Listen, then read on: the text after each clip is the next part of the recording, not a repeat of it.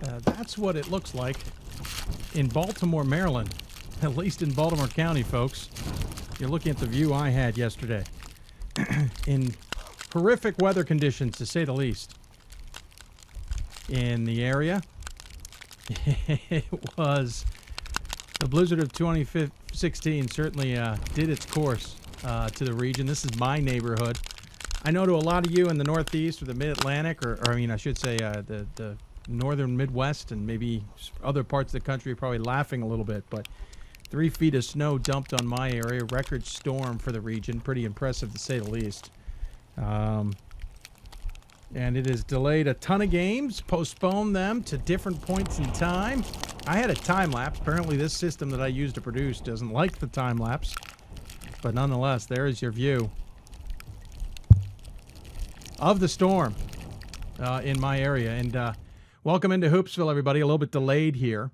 Apologize for that. A little scruffy, glasses, etc. It has been a crazy weekend here at the house, as it were. Thank goodness we have studios here at the house, or we wouldn't be on the air. We have 3 feet of snow that dumped in front of us. The car has been undug, but the plows have not been through the neighborhood in almost 36 hours.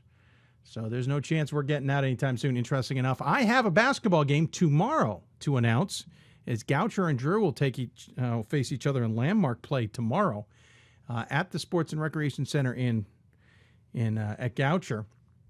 A game that was supposed to be played Saturday got delayed to today, Sunday, and then smartly delayed to Monday. I'm still a little surprised they're going to play it, but they're going to play it nonetheless. Drew can get down despite the weather up there in northern Jersey. And apparently everything will be dug out at Goucher. But a record storm in the Mid-Atlantic region certainly delayed games in the Centennial. It delayed games in the Landmark. It delayed games in the CAC, etc. Lots of places that it delayed games. And as a result, we're going to be making up games for a little bit between now and whenever. I think the Merchant Marine Catholic game will be made up the last regular season before the conference tournaments, February 20th, 21st time frame. To give you an idea of how much this will trickle down, those sets of teams will play a doubleheader, 2 doubleheaders. I think it's going to be Saturday, Sunday, but I'm not positive. I don't have that off the top of my head. So needless to say, craziness from this storm. It dumped 3 feet, like I said, in my neighborhood. I know it dumped probably more in some other places and less in some others. But it's a story in Division III because of how many games get affected. How many schools are affected by that storm is pretty impressive because the Northeast is so jam-packed with schools. Luckily, it did not go very far into the Northeast. It did not go into New England. If it had continued on into New England, we've been talking about even more games postponed and delayed and teams not being able to get home. There were at least some Division I teams that had trouble on the Pennsylvania Turnpike, I should say.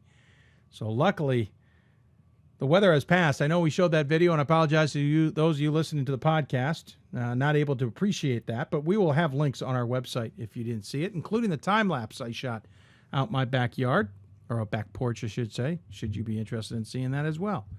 It's one of those things that kept me busy besides all the shoveling. If you see my body break down about halfway through the show, you'll understand why. Spent a good, probably about 8 or 10 hours out there over the time taking care of that. Of course, that meant there was basketball. I'll freely admit, didn't get to see as much as I'd hoped to. I thought, I'll have plenty of time to sit down with a computer and relax. I've got power. We hardly lose power at this location. Sit back and relax. Basketball games. Until you try and start making sure you stay ahead of the storm when you're shoveling. You quickly realized Saturday morning that we were going to have to do that or we'd never get our front door open. And I mean that seriously. The front door had to be pushed open Saturday morning, which meant if we hadn't touched it or hadn't done any shoveling, we wouldn't have been out of that front door. Yes, we have a back door, but that would have meant fighting through 3 feet of snow back there. So I spent much of my Saturday watching the storm, playing outside and taking care of things, not watching as many games as I hoped. And that included today. Spent another 4 hours out there shoveling with the neighborhood, getting everybody undug, as it were. And then came in here and started working immediately on Hoopsville. We were so far behind trying to get what was normally very easy work to get finished, accomplished. It took a while. So I apologize. I have not seen as many games as I normally would. I do know that some took advantage of the storms to sit back and watch some Division III basketball, and I hope you were one of them. Doesn't mean we don't know what happened this weekend, that's for sure. On the men's side, so far the top 25 has been relatively calm, though Elmer's took a tough loss, losing 80-62, the number 2 team to North Central, 80-62. That's going to give voters some pause, to say the least. They're now 16-2 as we vote tomorrow. Even I will be sitting here going, I know North Central's a really good basketball team, but Elmer's beats Augustana, and Augustana thumps North Central. How do you read into that? We'll have to read into that in some capacity or another. You have to move down to Amherst, who had a horrific week. At number 8, lost to Wesleyan, which we mentioned on Thursday night. They then lost to Colby by 2 this weekend. I say horrific because they lost 2 out of 3. That's not going to do very well for anybody who's a Lord Jeffs fan, because they're going to tumble in the polls, I suspect, out of 8th. They're going to fall probably down to about 15th or so is my guess. Christopher Newport's game against Frostburg State, no surprisingly delayed or postponed, so that game affected by the storm. Franklin and Marshall lost to Gettysburg earlier in the week. That was the only game they played because their game against McDaniel postponed as well. They were supposed to play Saturday, then they decided to play Sunday. I think they're going to play Monday, tomorrow. Don't quote me on that, though, because I don't have it in front of me. We'll keep an eye out for that. We have friends who certainly will tweet us accordingly if they happen to be tuning in, doing absolutely nothing else right now. Sorry, I'm trying to get something. There we go. Getting rid of something on my tweet deck that I don't need anymore, as it were. We'll keep an eye out on whether what the status of that game is. May even look it up. Whitman lost to Pacific Lutheran. There's a Pacific Lutheran I know of. That's the one I saw in Vegas, not the one that started the conference play after Vegas losing, what was it, 3 in a row? Pacific Lutheran beating Whitman by 5. Whitman will fall from 16th just a little bit. NYU lost to Chicago, but then beat Wash U. It's a good win for NYU. I would argue that's the first good win NYU's had all season, though that's also a down Wash U team. Let's not sugarcoat that too much, but Chicago got the win. Mount Union lost to Marietta, which we mentioned earlier in the week, but then beat Otterbein 94-61. And Tufts lost to Wesleyan, which we talked about earlier in the week. Oh, I'm sorry, no, not earlier in the week. That was this weekend. They lost to Wesleyan by 1, beat Conn College by 2. The rest of the top 25, pretty quiet. Carroll lost to St. Norbert earlier in the week, which we mentioned. Whitewater lost yet again to Eau Claire. This time to Eau Claire. MIT lost to Emerson. That's a surprise. Babson, again, was supposed to play, or lost to MIT, then had their Coast Guard game delayed, but then won that one. Wash U had a bad weekend. Lost to Brandeis and NYU. I think the voters may be finally ditching Wash U a little bit here. They're 10-6. Plattsburgh lost to Brockport State. They went 2-1 on the week. Tryon lost to Alma earlier in the week in a crazy game, which we talked about, but came back to barely get past Olivet. 55-54. Voters may not like that too much. Oneonta lost to Buffalo State and then beat Fredonia State. Bethel lost to Concordia Moorhead. Hampton-Sydney lost to Randolph. St. John Fisher lost to Hartwick. Eastern Connecticut lost to Southern Maine, and River Falls lost to Platteville. That all happened on the men's side in receiving votes. Women had more losses this week than the men did in the top 25. Wash U lost to NYU, 66-64. Let's be honest, that was an 8-9 game. One of them had to lose, right? Wash U went 1-1 on the weekend, beating Brandeis and losing to NYU, while NYU beat Chicago handily and then beat Wash U. Ohio Northern lost to Capital. That'll be interesting. It's a number 11 v. number 17 game. Capital's had an up-and-down type of season for a team that's pretty good. But that's only their second. Capital's had 15 wins and 2 losses now. Ohio Northern now with 3 losses. And Capital up and down. They've been kind of yo-yoing in the top 25. Whitewater earlier in the week lost to Oshkosh, but then beat Eau Claire. Calvin, which we mentioned, got thumped by Hope early in the week, came back and thumped Kalamazoo 76-44. No surprise there. River Falls, who lost to Stevens Point, at least made up for it by beating Platteville. Carnegie Mellon would love to get the weekend back. We talked to them on Thursday. They lost to Emory on the road 63-52 and then lost to Rochester 75-52. You can bet Carnegie Mellon was hoping to come out of the weekend 1-1, but instead go 0-2, and they're 13-3 on the season. Whitman lost to Puget Sound, and Rowan, and we mentioned earlier in the season, earlier in the week, lost to Stockton, and then had their games on Saturday postponed. Lots of postponements, to say the least. Those receiving votes: Wartburg lost, Luther lost, Kowloon lost, Moravian lost, though to number 6 Scranton. Bowdoin lost, Conn College lost, Keene State lost, and Stevens lost. In a lot of these games, again, may not indicate a postponement. The only way Darrell catches a postponement if it's clearly marked. Sometimes the way our system works, postponement, just literally they moved the game, and you just didn't realize it was postponed in the first place if it disappears off the record to begin with. You have questions for us, tweet us at D3Hoopsville or hashtag Hoopsville. Email us, hoopsville at d3hoops.com. Join us on Facebook, facebook.com/Hoopsville. We'll try and answer some of your questions as possible. You can have a chat room in the YouTube page. We try to monitor, but to be honest with you, that is a tougher one to monitor, but we'll do our best. Let's talk about coaches who are going to be on the show tonight. Got a long list, as it were. It's going to start off. We're going to go up to the Northeast, apropos of the storm. Talk to Cherise Galasso from WPI. Team has only lost one game on the season on a 14-game winning streak, if memory serves, maybe 13. Talk to her about her women's squad up there in the Northeast. Talk women's basketball with Rowan. Rowan, the team that lost to Stockton and didn't get a chance to make up for it on Saturday, kind of itching to go after a tough loss to Stockton. We'll talk to Gabby Lisella coming up here on Hoopsville. Then we'll head to the WBCA Center Court and talk to Kris Huffman, DePauw women's basketball coach.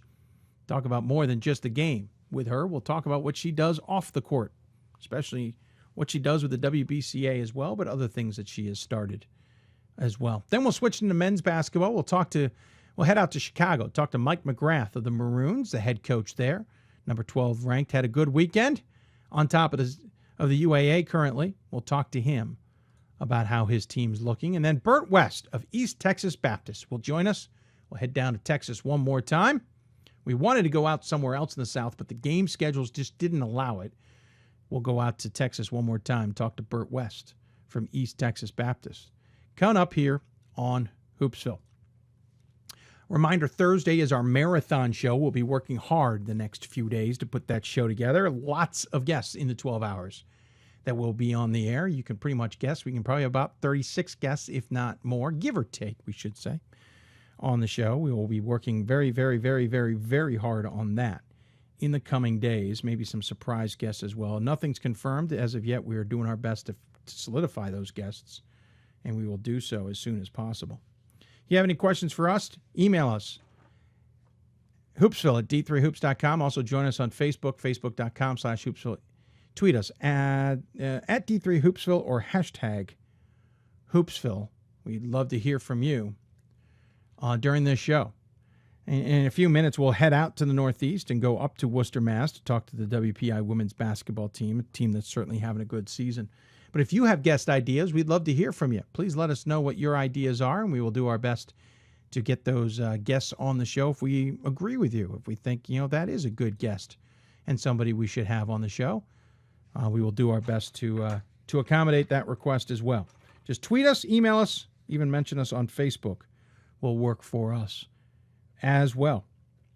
We're 5 weeks away from the end of the basketball season, regular season, and we'll be talking about selection. So we still have a lot of basketball to go, but time is certainly running out. At the same time, we will be talking regional rankings here in a couple of weeks. Those regional rankings certainly will mean a lot to a lot of people. It'll also maybe frustrate people as they finally get a real sense of where they stand with SOSs and results versus regionally ranked opponents. Granted, the first regional ranked opponent won't matter. They don't have it in the first week. We can talk about those details as we get further down the road, but it's something to keep in mind as we get further down the road that a lot of these SOS numbers and results versus regionally ranked opponents start to mount up and start to count up and start to become more important numbers, and we will be certainly diving into a lot of that as we get further down the road. By the way, hats off to New Paltz men's basketball. Got a win on a tough season for them. Remember, New Paltz had the weekend, or had a horrible car accident earlier in the season where 3 players were involved. 2 of them are back playing. One of them, though, is not. He is fighting to get back on the basketball court. They've had a rough go of it. They beat Buffalo State in a big game. And from everything I heard, celebrated in the best respectable way possible. Made sure to get back to their locker room before they hooped and hollered. Got to give them to them, though. Doesn't matter when they hooped and hollered. They certainly deserved it. Another interesting story. Give me a moment here. I want to look it up first because I cannot remember where it is. There we go. Remember, we did the story about the Geneseo women's basketball team on Thursday and the loss of one of their players. They went and played this weekend They went and played Potsdam. And to quote them off their Facebook page, it's not a coincidence that we held Potsdam to 32 points. You remember Kelsey's number was 32. And it's not a coincidence that the shots on goal at the Geneseo Ice Knights, which is the men's hockey team, came at 1 point in the game at 1 point was 32-23. That's Kelsey's number at 32. That's Matt's number at 23. And that their total shot differential was 23, which is Matt's number. Little signs remind us of Kelsey and Matt. Of course, it comes with a picture of her jersey with a net on it on the seat. Hats off to Geneseo, who's doing their best to handle that the best way possible. Again, thank you to Scott Hemmer for coming on the show. Appreciate him taking the time on Thursday. Going to take a break. When we come back, we're going to start our interviews, and we'll be talking to we'll head up to the Northeast and talk to the women's basketball coach at WPI. If you have questions for her or anybody else, make sure you tweet us at D3Hoopsville or hashtag Hoopsville. Email us hoopsville at d3hoops.com. Join us on Facebook, facebook.com/Hoopsville. Plenty more Hoopsville ahead. Like I said, we'll be back after this here on Hoopsville.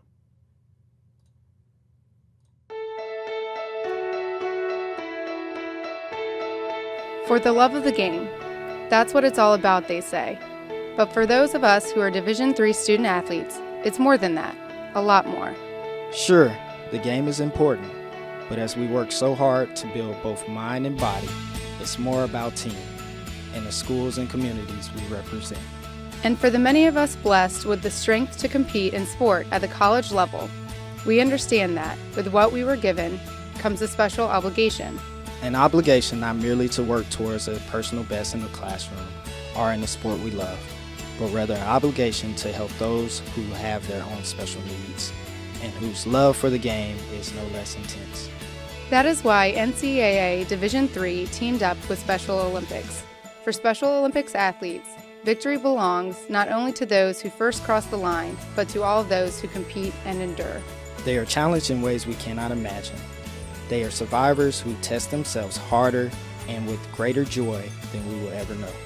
Since August of 2011, we and others from Division III campus communities have volunteered more than 250,000 hours, time away from the classroom and practice field, reaching across the country to coach and mentor Special Olympics athletes. And to learn, as we all do, that in giving we receive so much more in return. Sport ennobles us, and in giving the gift of sport to those for whom it seemed an impossible dream, we are working to make this a better world. Help us keep that dream alive. Be part of it. Get involved. You can make a difference.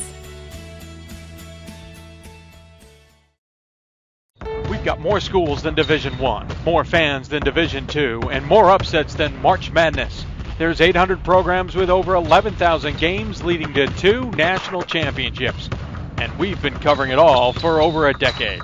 From Eastern to Occidental, from Puget Sound to Piedmont, from Southwestern to the University of New England, and from Hope to Calvin.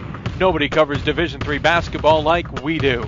We're at d3hoops.com at www.d3hoops.com. We've got more. And welcome back to Hoopsville, everybody. Hope you're enjoying the show. If you've got any questions for us, tweet us at D3Hoopsville, hashtag Hoopsville. Email us, hoopsville at d3hoops.com. Join us on Facebook, facebook.com/Hoopsville. All scrolling at the bottom of your screen. I'm Dave McHugh. You're listening to Hoopsville, presented by D3Hoops.com from the WBCA NABC studios. Update on that McDaniel, Franklin, and Marshall time frame. We told you one of many games that have been postponed and making up. They're going to play on Monday, 6 and 8 o'clock at F&M.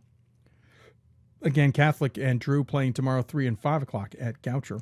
And there's lots of other games out there. If you want to know who's playing and when, the easiest is always go to d3hoops.com and see what's scheduled every day. We just don't have all the information as to all the postponements and what they're doing with them. But we'll keep track of everything we can and hopefully get you updates when we can. I think it was kind of funny that we're dealing with a blizzard. I picked out a few guests that certainly can deal with winter snow in some way, shape, or form. Not all of them, but most of them, because they all come from a bit of a cold weather region. Of course, last year, the Boston area, or really Boston West and then North and East, all got hammered with some big storms. And I figured our first guest would appreciate what we're going through or maybe even be laughing at us. 3 feet to them is probably nothing in the grand scheme of things, but it also gives us a chance to talk about her team. They've been on a roll at WPI in women's basketball. 16-1 overall, winners of 14 straight. And joining us on the Hoopsville hotline is their women's head coach, Cherise Galasso. Coach, welcome to Hoopsville. Thanks, Dave. Thanks for having me. Absolutely. Appreciate you taking the time. I'm sure you're laughing at just the measly 3 feet that we've received here in the Baltimore, D.C. region. Well, we can definitely appreciate and sympathize with you after all the snow we've had the last couple of winters. But we were happy to miss this one. Sorry you got it, but glad you were able to dig yourself out. Yeah, so far. Still waiting for the plow to show up. But plenty of food, and if anybody hears the noise of kids outside or upstairs or something, they can understand that they're a little bit cabin fevered themselves, and keeping them quiet is a little bit harder than usual. But not keeping quiet are your engineers squad, Coach. As I said, 14 straight games here. You just beat Clark here this weekend, 63-57. Got a game coming up against Mount Holyoke, obviously, but you guys have been on a roll here as of late. This is a team that seems to be quietly getting it done. Yeah, we did have a tough one yesterday. Our crosstown rival in Clark gave us a great game, and always does. It's quite a rivalry.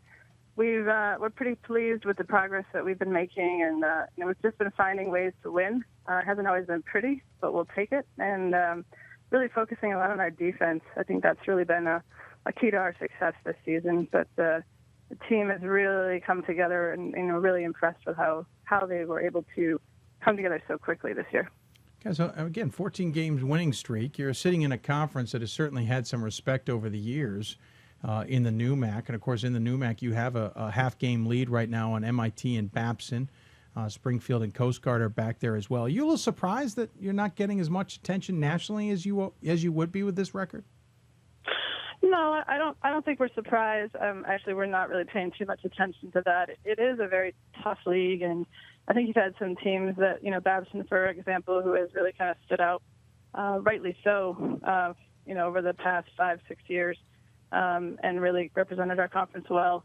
And, I think we're going to have to earn that respect, and we're okay with that. We're just quietly going about our business day after day and, see where it plays out for us. Sure. The squad, again, 14-game winning streak. The last time you lost, the only time you lost, was back against Mass Dartmouth on November 18th. You had played your opening weekend against Becker and Clark at a tournament at Becker and won those, and you took the loss to Mass Dartmouth, and you guys have won ever since. Is that Mass Dartmouth that game almost a distant memory now? Yeah, I think it actually was a little bit of a turning point for us. We went to double overtime last year, overtime this year with them. It's always been a battle, great team. So we went down there, on a Wednesday night. I ended up getting there late. There was bad weather, a little bit of adversity, got off to a really poor start. We were down 9-0, 12-0, and then battled all the way back. Had a player on the line with 6 seconds, game tied, and had that chance to win, went to overtime and lost by 2. So I think we realized at that point that we could overcome, that we were never really going to be out of a game, that we were going to battle. And I think that really gave the kids confidence moving forward from there. And so far, they just haven't really looked back. Yeah, I certainly haven't looked back. They continue to roll along. You talk about defense. A lot of these scores are pretty impressive. 40s or low 50s, a couple 30s in there. There's even a 19 against a Fitchburg State. You just don't give up a lot of points. I think the Clark game might be since the beginning of the season, the most points you've given up in 57. Obviously, you lost it to Mass Dartmouth, allowing 67. So not counting that one loss, you've only allowed 57 points at the very most in games. Certainly, defense has got to be clicking for that to work. I would say so, and that has kind of been a hallmark of our program over the years. Actually, our league is very strong defensively. Traditionally, and well coached in our league, well scouted. People put a lot of effort and time in, and I think, like I said, we've relied a lot on that. We take a lot of pride in our defense, and I think every coach does. But you're going to have those nights where the shots just don't fall, and if you can rely on that and you feel confident and you have schemes that you believe in, or you can get your kids to believe in, you have a chance. So our kids have done a great job of buying into the system, focusing on the process, and really executing the game plan, day after day. Well, I mean, you're only allowing 43 points a game. You're scoring 60.5. Of course, that's not a lot of scoring, but you don't have to score a lot if your defense is only allowing 43 points a game. So certainly you don't have to focus on the offense. And you look at the lineup, you got 4 seniors. A handful of them are certainly contributing at the top, but you only have one player in double figures. 12 points for Amma Biney, a sophomore. She also has 5.5 rebounds a game. Priscilla Dunphy, a junior, 8.1 points a game. Then a senior, and Lisa Mendez at 7.2 points a game. Not a lot of double scoring, but you don't need the double scores because you score so little. How hard is that, do you think, for defenses to then key on? Do they understand who the best players are on the court? I think the difference for us this year is the fact that we're not looking for 1 or 2 kids to get it done for us day in and day out and then relying on our defense. It has been different kids, different days for us. We have a lot of depth. We play 10 to 12 a game, and, when we're healthy. And certainly the depth has helped with that. So we're very balanced. A lot of the younger players have stepped up into bigger roles this year, and they've made some huge contributions. In fact, Madison Beck had a huge end of the game yesterday where she finished the game off for us. So I think the nice part is that we can always find someone that's going to be able to make a play, and people can't really just key, on a couple of kids. That also poses, a challenge as a coach when you're trying to figure out which group to go with. But we really, as a staff, embrace that as kind of a fun challenge. And I'd rather have that than the opposite. So yeah, it's been fun. It certainly makes sense. Talking to Cherise Galasso here of the WPI women's basketball team, the Engineers, 16-1 overall, 8-0 in this conference, Coach. And I want to talk about the conference in a minute, but back to this team. Again, 4 seniors on it, a lot of players. You certainly have a lot of experience in those seniors, but again, it's underclassmen who seem to run the roost a little bit here. Is this a turning point with this program where the future is looking very bright? I think that we're excited about the underclassmen. When they came in, we knew that they were a special group, that they could really make an impact. But I have to give a lot of credit to the upperclassmen. They've done a fantastic job of setting the tone, teaching them the system, really being great role models and leaders. And I think that it's really been them that's guided the younger kids and allowed them to kind of play their style, within the system that we're utilizing. So, yeah, I think that there is some great talent. But the upperclassmen really have been, the rock of the team this year. What's the secret weapon on this team? I mean, not literally, but I mean, what's been the catalyst that has gotten you guys to you've gotten more wins this season than you had since 2010-11 season already, and we've got 5 weeks left in it. You won 19 that year, and you had a couple 21 seasons prior to that. What's been the secret here that's blown out the previous seasons here already? I'm not sure that there's really a secret. We're still doing a lot of what we've always done. I think it's a great mix of different types of players that we can plug in depending on what we need on any given night. Kind of like I was just mentioning, certainly relying on the defense. But this team, what's great about them is that they get excited for each other. They're a very unselfish group. I've had teams that really liked each other, got along. It's not necessary to win. Certainly makes the job easier on a daily basis, but they have fun with each other. They have fun with playing, and they're really competitive. And, as I said, if someone goes in and, maybe plays more than someone else has a great game, the kids really rally around that person. And I think that's what's special about this group, and it's just the energy, the excitement, the passion. That's been a real great thing for us this year. Talking to Cherise Galasso here from WPI, the passion certainly will help when you have a squad that is on this kind of run. How do you keep them focused, though, on what's ahead of you versus the fact that you're on a 14-game winning streak? Yeah, we've talked a lot about sustainability and being able to maintain that, not kind of being distracted by other things or anything that's being said or not said. We watched this video by Brian Kane, who's a sports psychologist, and it was about 200 feet, just focus on the next 200 feet. We tried to do a lot of that, a lot of discussions about staying in the moment. I think that's a challenge. We have really our biggest tests coming up as we face these next few weeks of the season. And, so hopefully we're able to maintain and continue to get better and improve. I don't know that we feel we've played our best basketball yet. So if we can keep improving every day, we want to learn how to compete at a higher level, and I think that's the ultimate goal. And you close out a 3-game road trip here coming up with Mount Holyoke later this week, and then you'll play MIT at home, Smith on the road, and Springfield at home. Those are your next 4 games. Certainly some tests in there. Babson is still lurking beyond that.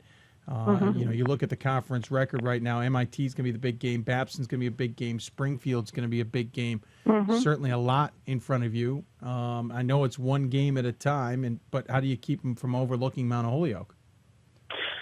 I think the upperclassmen have learned over the years, and they've seen what's happened in this league. They've seen, on paper, the number 10 team take out an upper team, and they know, and they've really cautioned the younger kids about it. So they get it about this league. Any given night, anybody, any day, can take another team out. So I think I'm not as worried about that for us. I think that they understand that for sure. It's the new MAC again has been this interesting beast. You've had some good squads over the years, teams that have certainly given people fits. The Springfields, the Wheaton of Masses has even come to the occasion. Coast Guard always seems to make a nice run at the end of a season. Babson, etc. You guys have kind of been always kind of in the middle of everything. What's it like to be on top? Well, we had some years where we were on top and hosted the championship. But in the last 5. yeah, certainly. It's fun, but again, it's early. I don't think it's not early, but it is early still with our league and what we've got ahead of us. I don't think we can get too excited. We're enjoying it. We're happy and pleased, but, we've got to prove to nobody but ourselves, that we can continue this and that it's not just a streak or a one-time thing. So, we're just going to stick to business as usual and keep plugging away day after day. But I know the kids are, they were proud of the work they put in. I'm proud of them, and I'm really happy for this group of kids. They're pretty special. One of the things that jumped out at me was the fact that as an undergrad, you played at Rochester in the UAA, obviously, played basketball and soccer, which is impressive in the short term of it. But the fact that you had a long soccer season, usually almost every single season, including a national championship while you were there, meant you were getting into basketball just a little bit late. What was it like to be a 2-star athlete in college? And furthermore, have you been able to use any of that or be able to still remember any of that to be able to relate to the student athletes of this time and age? I had a great experience. I was lucky. I had great coaches, great teammates. Winning that national championship was unbelievable. And I still can remember some of it, as you mentioned. It was a ways away, but I think trying to balance all that, playing 2 sports, at a school like Rochester, certainly, I learned a lot, and it's one of the reasons I wanted to stay at Division III. I liked Division III. I had such a great, amazing experience, and so I really enjoyed, being a part of my players' experience at this level and having basketball mean something to them as they go through their college journey. But I'm not sure I have too much other wisdom to impart for them on that as far as my experience, but just learning how to battle through everything. So they're going to face adversity, and sure. I think athletics teaches you a lot about that. The men's team has certainly had its attention over the last few years, 21 seasons for as long as anybody can remember, certainly some memorable runs. They're 15-2 this season. Now you're 16-1 this season. That's got to be creating a little bit of buzz there in Worcester. It is. The men have, Coach Bartley's done a great job. We're good friends, and, we watch each other's practices, help each other out. It's been a nice relationship there. So they're excited for us and always been very supportive. So, but I think that, I think it's nice for our women to have that same level of, excitement going on around our program too. So, but it's a great relationship. Completely agree with you. You should get a burger named after you, though. Have you talked to him, Coach Bartley? Yeah. Have you talked to Coach Bartley about this? No. What's that? It's not going to happen? No. That's disappointing. No, you've got to really do something special. But your name's perfect for it. The Galasso. The Colossal Galasso. Yeah, Yes. you could make something with that, I think. It could be awesome. This coming from a guy who's still yet to eat at the cottage. So someday. Well, Coach, I really appreciate it. I got to get up there and do it. Coach, I appreciate you coming on the show. Appreciate you taking the time to do so. As always, we give the coach the final word. Any final thoughts you want to share with those who may be tuning in? No, thank you so much for having me and for taking this time and for what you do for D3 Hoops. We all really sincerely appreciate that. And I have to say hello to my mom and dad, as I always do at the end of my interview. So hi, Mom and Dad. Love you. Perfect. Perfectly done, Coach. Thanks so much for coming on the show. I appreciate it. Good luck the rest of the way, and we'll talk to you soon. Thanks, Dave. Take care. Take care. Cherise Galasso joining us here on Hoops with the Engineers. 14 straight, 16-1 overall, 8-0 in the NUMAC, half-game lead on MIT and Babson, who are 8-1. They got Holyoke coming up here on the road. Holyoke may be undefeated, but you got to watch out for Mount Holyoke. And then MIT at home, then back on the road for Smith, then home for Springfield and Babson. So some big games coming up in the next 5, with 5 weeks left to go in the regular season. Certainly worth watching the Engineers, both in men and women's basketball. The team's certainly playing pretty darn well. Going to take another break. When we come back, we will continue with the women's basketball. We'll slide down the East Coast into New Jersey, talk to a team who's had to deal with some adversity there as well with the weather, losing some games. How do they adjust, etc., after coming off a pretty tough loss? We'll talk Rowan women's basketball coming up. You're listening to Hoopsville, presented by D3Hoops.com. If you have any questions for us, you know how to get a hold of us. Tweet us at D3Hoopsville or hashtag Hoopsville. And join us on Facebook, facebook.com/Hoopsville. You can also join us on Twitter at D3Hoopsville or hashtag Hoopsville. More Hoopsville right after this.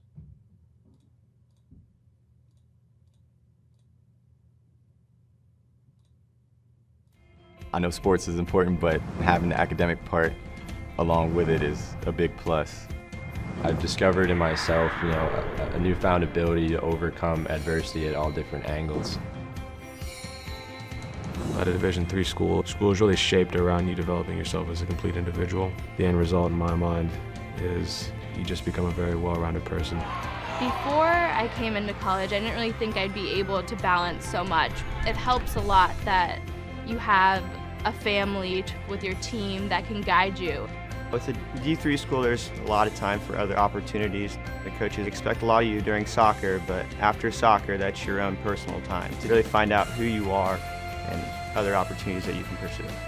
By balancing all of my interests, basketball, my leadership skills, and academics, I'm able to better prioritize my life and to manage it.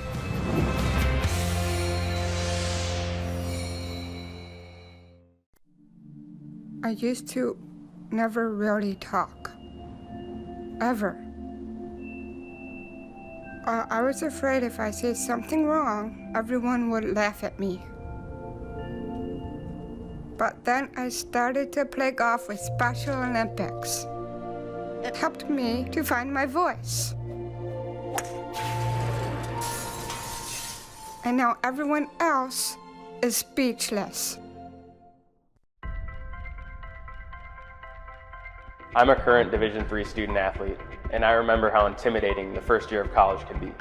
So if you're a first-year student athlete and nervous about coming out as LGBTQ, I pledge to stand by your side as your ally. If you can play Division III. We are Division III student athletes, and you can be too. If you can play in Division III. I know sports. Hey, welcome back to Hoopsville, everybody. Hope you're enjoying the show. You're watching Hoopsville, presented by D3Hoops.com from the WBCA and ABC studios. If you got any questions for us, tweet us at D3Hoopsville or hashtag Hoopsville. Email us Hoopsville at D3Hoops.com. Join us on Facebook, Facebook.com/Hoopsville. Keeping with the women's basketball theme here tonight and talking about some of the best of the best, but at the same time, we've been talking a little bit about the weather and how it's affected things as well, and that's no exception for the team we're about to talk to. They've had a few of their games delayed, had more snow than I think they were anticipating, or at least they were about 2 days beforehand in New Jersey. I can appreciate that, though I think they had a bullseye on our area the whole darn time. However, Rowan has been a pretty darn good basketball team, 15-2 overall, started the season on a tear, lost to Cabrini by a couple right before the New Year, on New Year's Eve to be exact, at a tournament at Cabrini. And then got, unfortunately, thanked for going all the way down to Stockton to play basketball earlier this week with an 85-53 loss. Well, they were itching to get going and play Ramapo this weekend. That didn't happen. Now it's been delayed until, I believe it is tomorrow, the 25th, where a lot of games have been scheduled to, thanks in part the school isn't necessarily in session for a lot of these colleges and has been delayed even further by the weather. So they got to wait to go to Ramapo on tomorrow, which is a game that should have been played on Saturday, but the weather held it off. And if you're the head coach, you probably got this team, you got to rein them in a little bit. So we go to the Hoopsville hotline. Joining us there is Rowan's head coach, Gabby Lisella. Coach, welcome to Hoopsville. Thank you, Dave.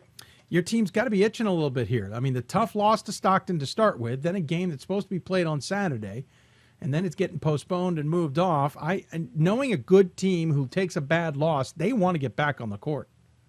Well, you certainly want to be able to put that one behind you quickly, but I have to say the group we have all year has been able to just take things in stride. Whatever comes up, they just handle. They don't get too far past themselves, and they don't look over their shoulder a whole lot either. So, this group is mature enough to handle it, and, they look good in the gym today when we got in to get some shots up and go over some things. I was going to say, how hard is it to even get in and schedule, get practice in? A lot of the New Jersey schools tend to be a little bit more commuted friendly than it is on campus friendly.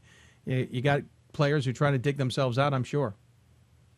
Well, we even the kids who are coming in from the area live fairly close. I think just the older kids are the ones that had to drive in from where they were. So, we went in at noontime. By that time, they were able to get the campus clear, and so we had no problems going in at that point. Me snowblowing myself out was probably more work than they all had to do. I hope you task that to somebody else. No. Oh, Coach, come on. That's where you literally, as a coach, you go, somebody else, come do this for me. Listen, the team got off to a roaring start to start this year before running into Cabrini. Obviously, a good Cabrini squad down from last year, but still a good Cabrini squad. You took off this season and got rolling. The loss to Cabrini certainly stung, but then you went and recovered by winning against Montclair State at their place. That had to tell you that this team was special, because that's a tough recovery. You lose your first game of the season after starting so well. You then go up against the reigning conference whatevers you want to call them over the last few years and beat them at their place. That's a great sign. Well, again, it's about this group's ability to really keep focused on what's right in front of them. And, we certainly didn't necessarily finish the game at Cabrini the way we wanted to, but, came in and played a very focused game. I think probably we played one of our better games of the year up at Montclair. Well, certainly. 68-64 on the road. It's not an easy place to win. They've had a very good season, or a very career there at their place. But that's the other part of this story is Montclair is in third place in this conference. You guys are in first. Stockton is in second. Obviously, Stockton made it to the NCAA tournament last year. The conference isn't on its head necessarily, but it's certainly kind of playing out differently than it has the last few years. Well, I'll say that pretty consistently, teams come in and battle every night in the NJAC, and so even when a team is down, you need to still show up and play. And over the years, for certain, teams maybe even in the bottom half have stunned some of those teams that have been on a roll. So it's a physical battle. Every time we step on the court, you can't look past anybody. So, I think that where we are, as far as some teams maybe getting upset early and stuff wasn't a big surprise to the people in our conference anyway. Is this a season you were expecting? You look at your roster. Obviously, every coach kind of goes, "Hey, you know what? We can." I know a lot of coaches look at their out of conference, go, "Listen, if we play the way we are, we could be 5-2, and then we enter conference play, and I think we could be at the top." And when you did that mapping yourself, did you expect you to be sitting at 15-2 at this point in the season? Well, I don't really look at it for the numbers. We're in essence. A couple kids here and there, but in essence, we're the same team that we were 2 years ago. And 2 years ago, I'm looking at these games, and if I could take a minute or two out of each of our games, then we're winning 10 more games. So, when you have those same kids who have played together, there's a maturity there. We came in and we had a great start last year and stumbled a little bit. So they were hungry coming into it. And add to the case, we've got 3 graduate students that certainly bring us a lot of maturity. I was going to say, that's an interesting choice. Thank you for that transition, because you do have these graduate students. And listen, I'm used to the transfer situation in the NJAC, especially on the men's side. We always give Chuck McBreen a hard time at Vegas because he always has half a different roster than I prepped when he shows up. But you have these graduate students. That takes on a whole nother level. You do have this experience that is coming in, not to mention the fact they're taking a whole different set of classes than everybody else, and that's a different adjustment in general. How is that dynamic work? Well, first of all, we have a lot of early morning practices now, just because these kids are taking night classes and they're trying to fit a time in. So we know how to be up and in the gym at 5:30 in the morning, and that says something also about this group. But a lot of kids. You may have kids who decide not to play just because of that. Sure. But these kids have bought into it. They enjoy it.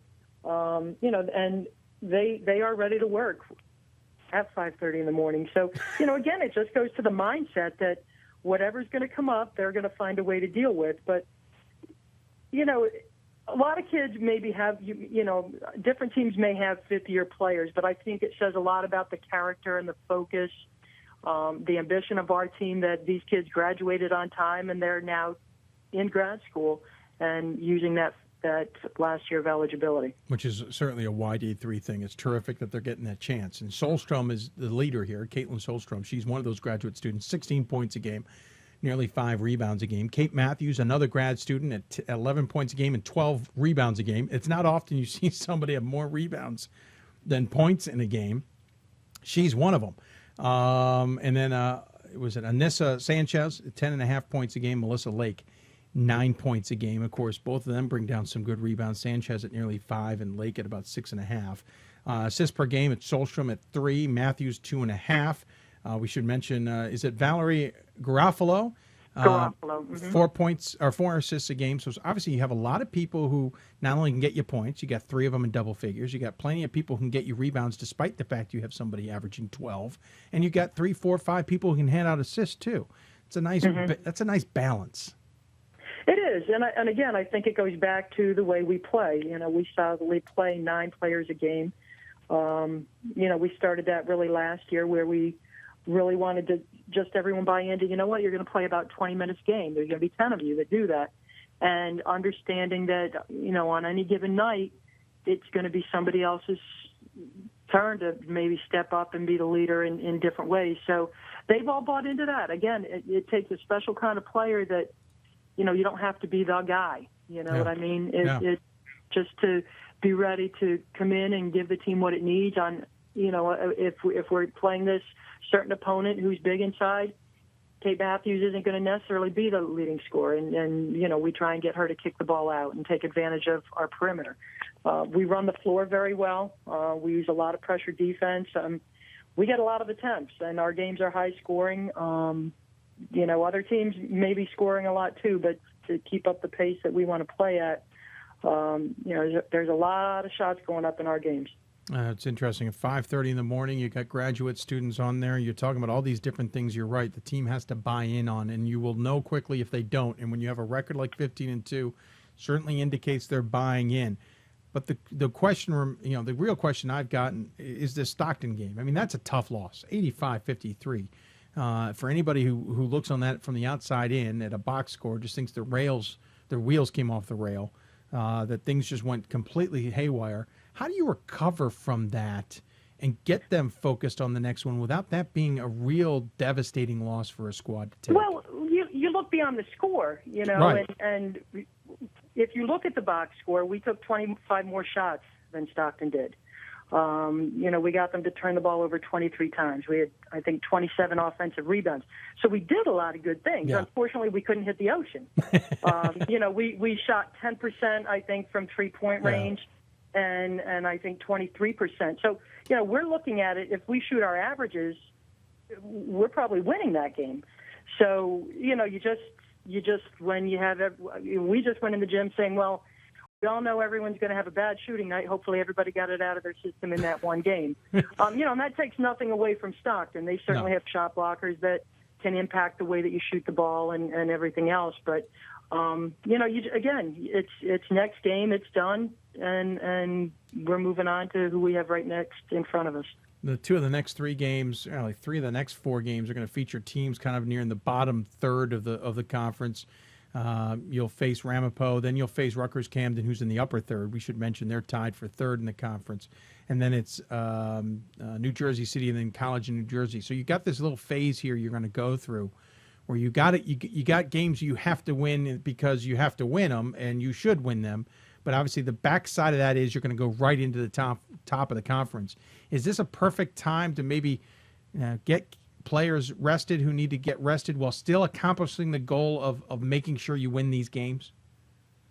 I don't know that it's about rested as much as really us really keying in on some areas that we want to improve on. Sure. Again, we go pretty deep into our bench, so we're just going to be who we are, and we're not going to really change things up. Again, I constantly remind them every game in the NJAC is a battle, and you have to pay attention, or someone's going to sneak up and steal one from you. So, whether we don't worry about what a team's record is, we really look at coming in and trying to play the best game that we can play and be who and what we are. And if we can dictate the terms of the games and play the way we want to play, we believe we're going to be successful. Well, I appreciate you taking the time, Coach. This is a fascinating conference. We've been used to Montclair State being at the top, and then Stockton kind of emerged last year.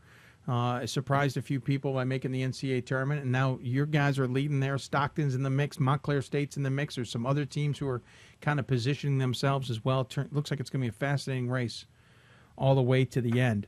As always, we give the coach the final word. Any final thoughts you want to share with those who may be tuning in?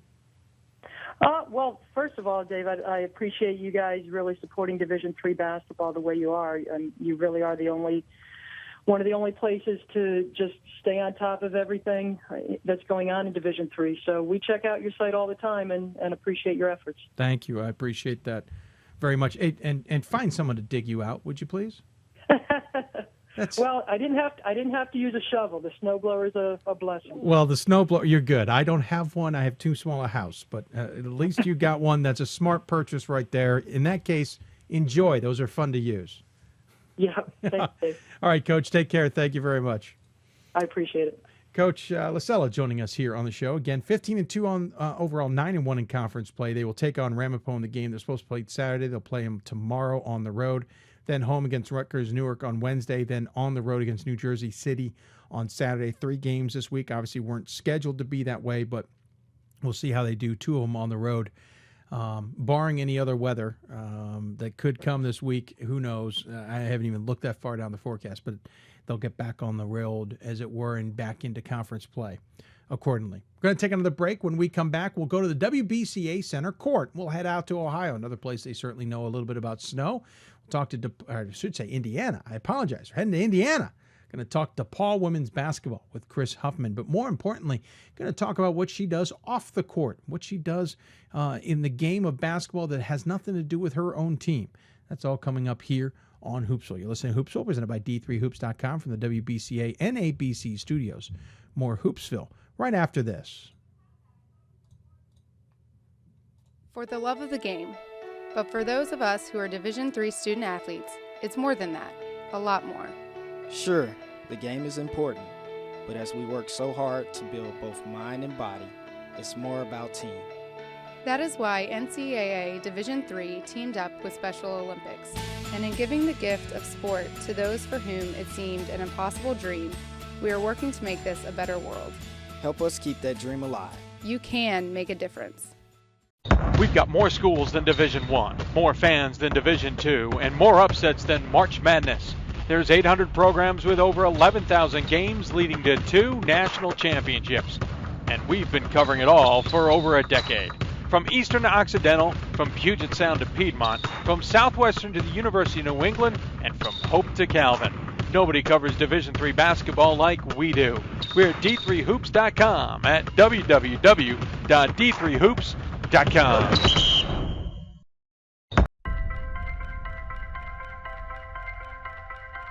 I'm a Division III student athlete, and I know how powerful words can be. The term gay doesn't mean stupid, lame, or less than. So I pledge to speak up if I hear the term gay used in a derogatory way or any other homophobic terms. If you can play in Division III. I'm a Division III student athlete, and my teammates unconditionally accepted me as part of their family. So now I pledge to do the same for others. If you can play in Division III. I'm a current Division III student athlete, and I remember how intimidating the first year of college can be. So if you're a first-year student athlete and nervous about coming out as LGBTQ, I pledge to stand by your side as your ally. If you can play Division III. I'm a Division III student athlete, and I believe student athletes can help break down the barriers of exclusion. I pledge to support and encourage my teammates to support my campus's LGBTQ student group by volunteering and participating in events. If you can play in Division III. I'm a Division III student athlete, and I believe that everyone should be educated on LGBTQ issues. I pledge to work with my athletic department and my campus to foster dialogue and create a community of support, respect, and pride. If you can play in Division III. We are Division III student athletes, and you can be too. If you can play in Division III.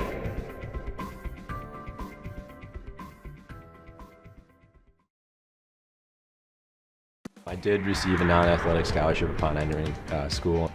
I got the presidential scholarship, which was huge for me. I think there's more opportunities for academic scholarships in Division III. I did receive academic scholarships. Just being involved on campus, being a leader, all those things combined kind of get me recognized. It's a great experience for me.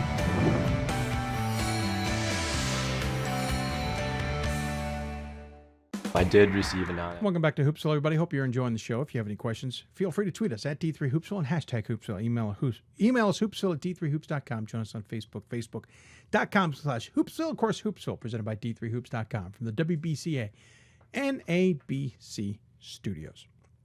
Appreciate you taking the time to join us. We've been talking women's basketball here. Coming up still, we have some men's basketball topics for you fans. We'll be talking Chicago and East Texas Baptist coming up here on the show. We've told you how you can get a hold of us. Don't shy away from that. We want to hear from you, and we certainly would love to answer your questions if at all possible. Of course, we've been bearing ourselves out of feet of snow, thus the non-shaved, scruffy look for me with the glasses. Just I'd had enough wearing the contacts and didn't have time to shave. Those of you listening on the podcast could care less. Those of you on video, this is what I look like when I haven't shaved in a few days. It's been more important to plow ourselves out. Don't forget, we'll be back on the air Thursday with our marathon show starting at 10 a.m. As for our guests, you're going to have to wait and see because we're still booking them. We haven't gotten that far in our bookings, but we hope in the next 24 hours to make a major dent in that. Of course, WBCA is a new proud partner here at Hoopsville. We certainly appreciate them coming on board as the NABC has been on board for a number of years, and mainly the reason we can do a show despite 3 feet of snow in our own home studio. Despite the sounds of the kids upstairs, we apologize. Cabin fever, let them go. Is because of the support of the WBCA, the NABC, and of course people like you. We were hoping to have an announcement about our fundraiser here tonight. We just haven't gotten it off the ground because, again, been digging myself out of 3 feet of snow. Hopefully that will be taken care of soon as well so that Thursday can be part of that. But it's because of people like you and because of WBCA and the NABC that we can do these things along with travel as well. And, of course, WBCA coming on board, we've got to have a special segment featuring WBCA members and what they're doing outside of the basketball court. And our selection today is women's basketball coach at DePauw. Kris Huffman joins us here on Hoopsville. Coach, welcome to Hoopsville. Hey, thanks for having me, Dave. It's a pleasure to be with you, and I'm glad you're safe. Maybe stranded, but safe. Yes, you've combination of both. Safe, the kids haven't gone completely nuts yet, so I'm still somewhat safe. We certainly are safe in the house as well. Yeah, 3 feet of the white stuff is... listen, I love snow, but even this is a daunting storm in my book. Do you guys get 3-foot storms in Indiana all that often? I'm happy to report no. We've had a couple big storms in my time in Indiana, but nothing like that. So please keep it out your way. Yeah, you know what? At this point, I've got no choice. It is here. Now, granted, my family up in down east Maine are laughing at 3 feet. They saw 170 inches last year, including 70 in one storm. So Oh my goodness. Yeah, they're looking at me like I've got two heads, but I'm looking at them right now like they've got two heads because I'm dealing with this.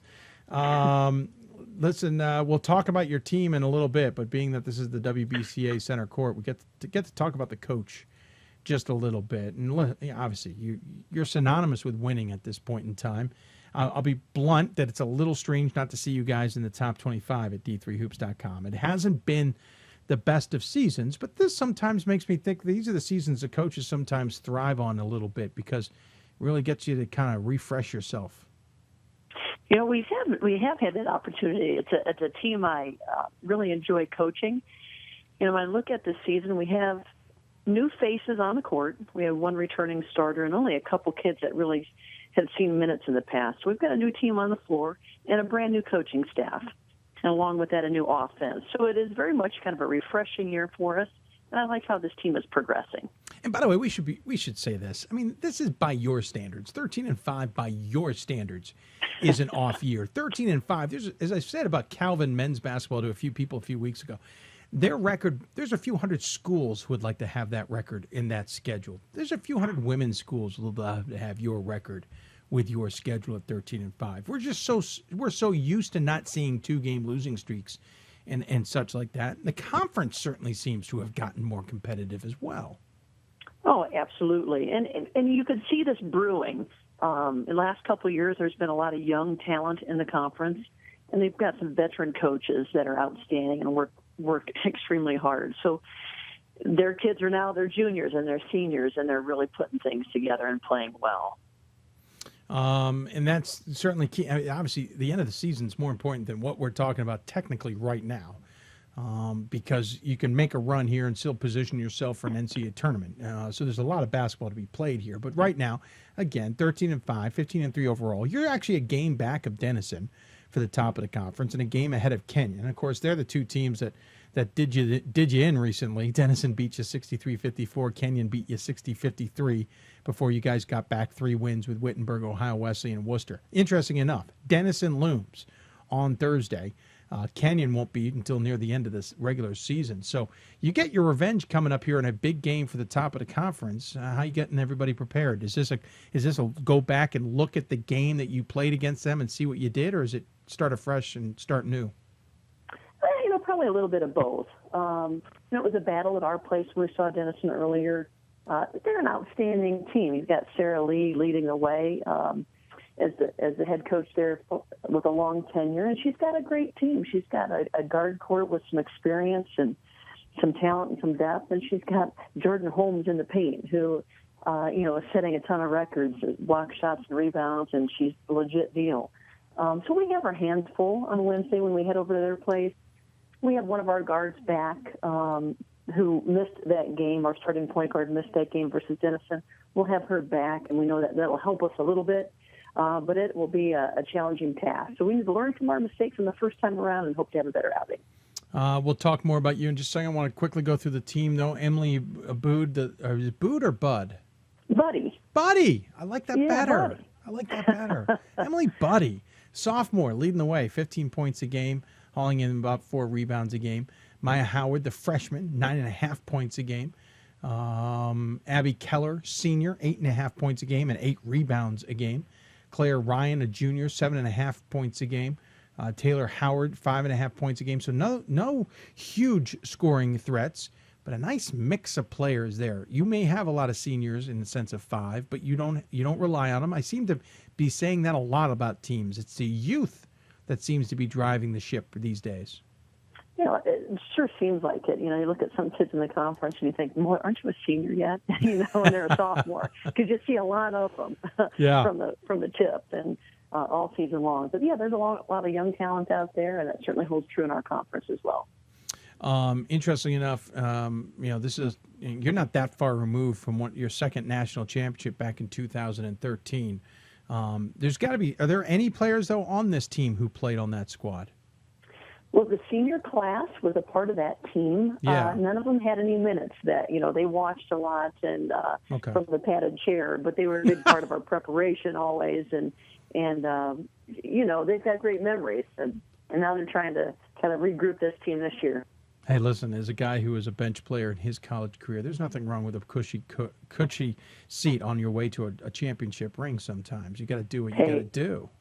I tell you what, if a team doesn't have those players who are true practice players and game players and role players, you can't win. That's absolutely We've got true. a tremendous group that way, and a couple of them that are my favorite players because they're kind of the heart and soul, but yet they don't get the reward on game day, and I couldn't respect players more that can handle that role.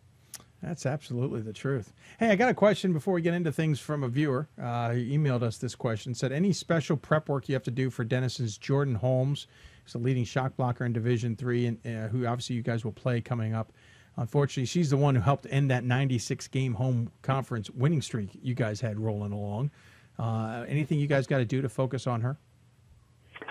Well, we tend to talk about her a lot when we are prepping for her, and then I think you almost not paralyze the kids, but then they get in their head too much. So we will talk about her.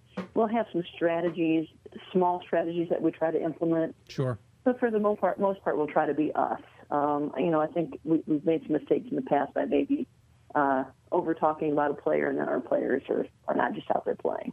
That makes sense. That makes sense completely to me.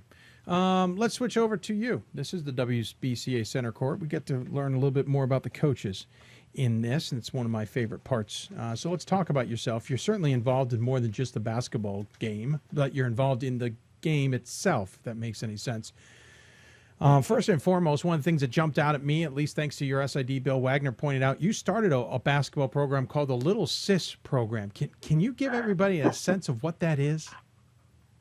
When I first arrived at DePauw, what's one way you can kind of reach out to the community? And we came up with a couple different things, and the one that's probably been my favorite is the Little Sister program. And what we've done is just invited kids from the community to be a part, come to the games, and then we pair them up with one of the players. So it's a big sister, little sister situation. And we invite them in the locker room after the game, so they get to come in and spend about 5 minutes with their big sister. And it's neat to see those relationships kind of develop, and it's a 4-year thing if they get a freshman as a big sister, and it goes way beyond the basketball game. So it's been very, very rewarding to watch, and I know the families and the community have appreciated kind of the outreach. I was going to say it's got to be rewarding not only for you, for those involved, but for your team and for yourself. I mean, it's almost one of those circular things. It just keeps giving no matter how it goes. You're absolutely right. After the game yesterday, a cute story is this little Kylie, little sister, came up to me and she said, "You have to coach for 16 more years so you can be my coach." Oh. Well, I'm going to try, Kylie. Hey, no pressure. So it was adorable. No pressure. You've been coaching 23 so far. I mean, no pressure at all. Right. But we hope that we can, get young girls involved with basketball, stay with the sport, or any sport for that matter. But we certainly love the sport of basketball. That's great.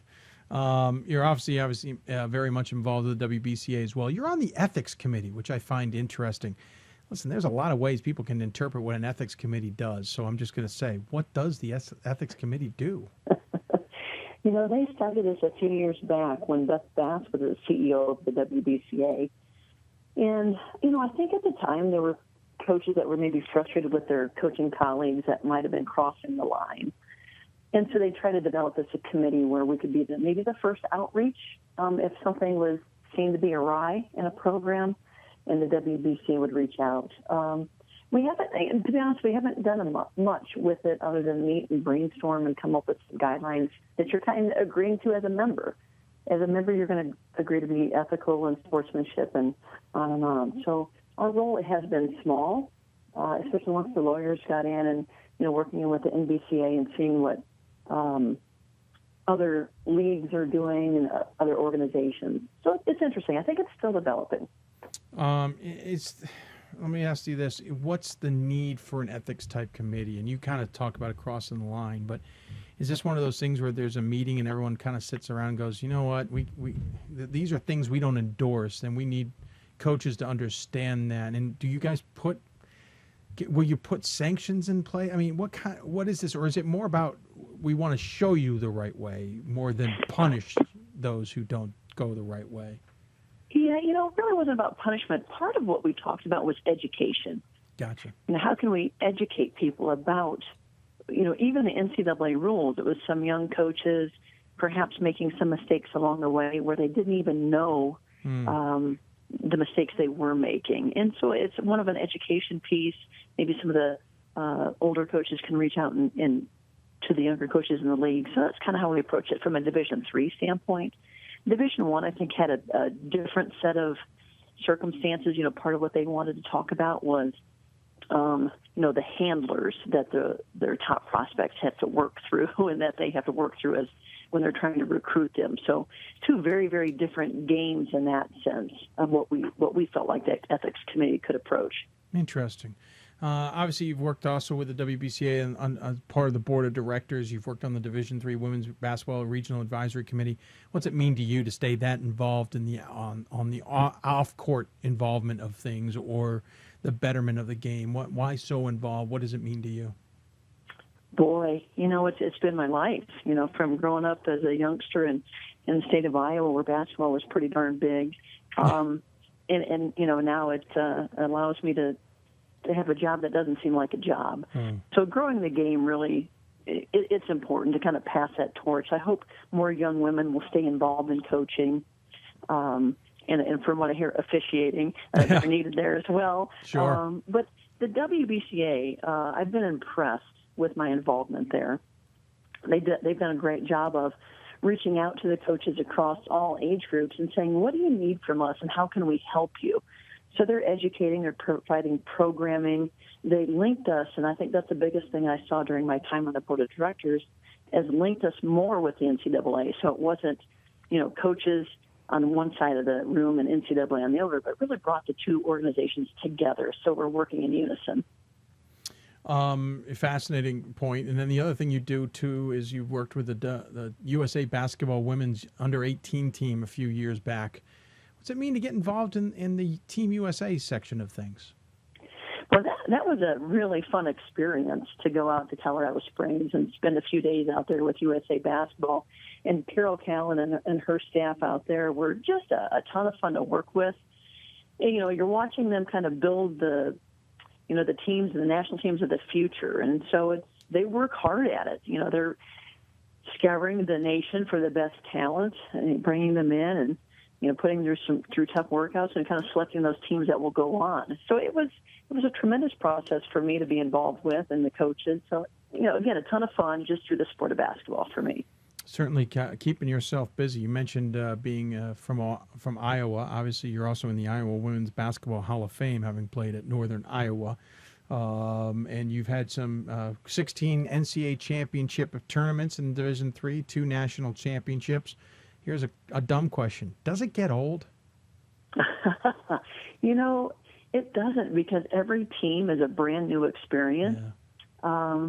So it's the same game, and you might be at the same school or a different school, but it is different year to year. Even if you have the same players coming back, it's going to be a different experience. So and this year's been a ton of fun for me with the new staff. So that's been kind of, something new after 23 years. So, but it's good. Every day is an adventure working with young women. It certainly can be an adventure, I'm sure. And we certainly hats off to all those like yourself who want to dedicate themselves to coaching. This part I like to do is we have a little fun with the center court segment, same as we do with the NABC Coaches Corner. We have about 7 or 8 questions we like to ask that are always the same for each coach, but kind of gives us an idea of the different mentalities of coaches across the board, if you don't mind having a little fun with us. All right, I'm going to give it a shot here, Dave. All right. What's your favorite thing about coaching, especially in Division III, and maybe even more especially from someone who didn't play Division III? Well, I do love Division III. It makes sense to me. About coaching basketball, I like going to practice. I like to see if we can get a little bit better. And I know that's what every coach probably says, but if we just get a little bit better every day, that's exciting for me. Okay, that's a new one. I like it. What's your biggest pet peeve? Oh.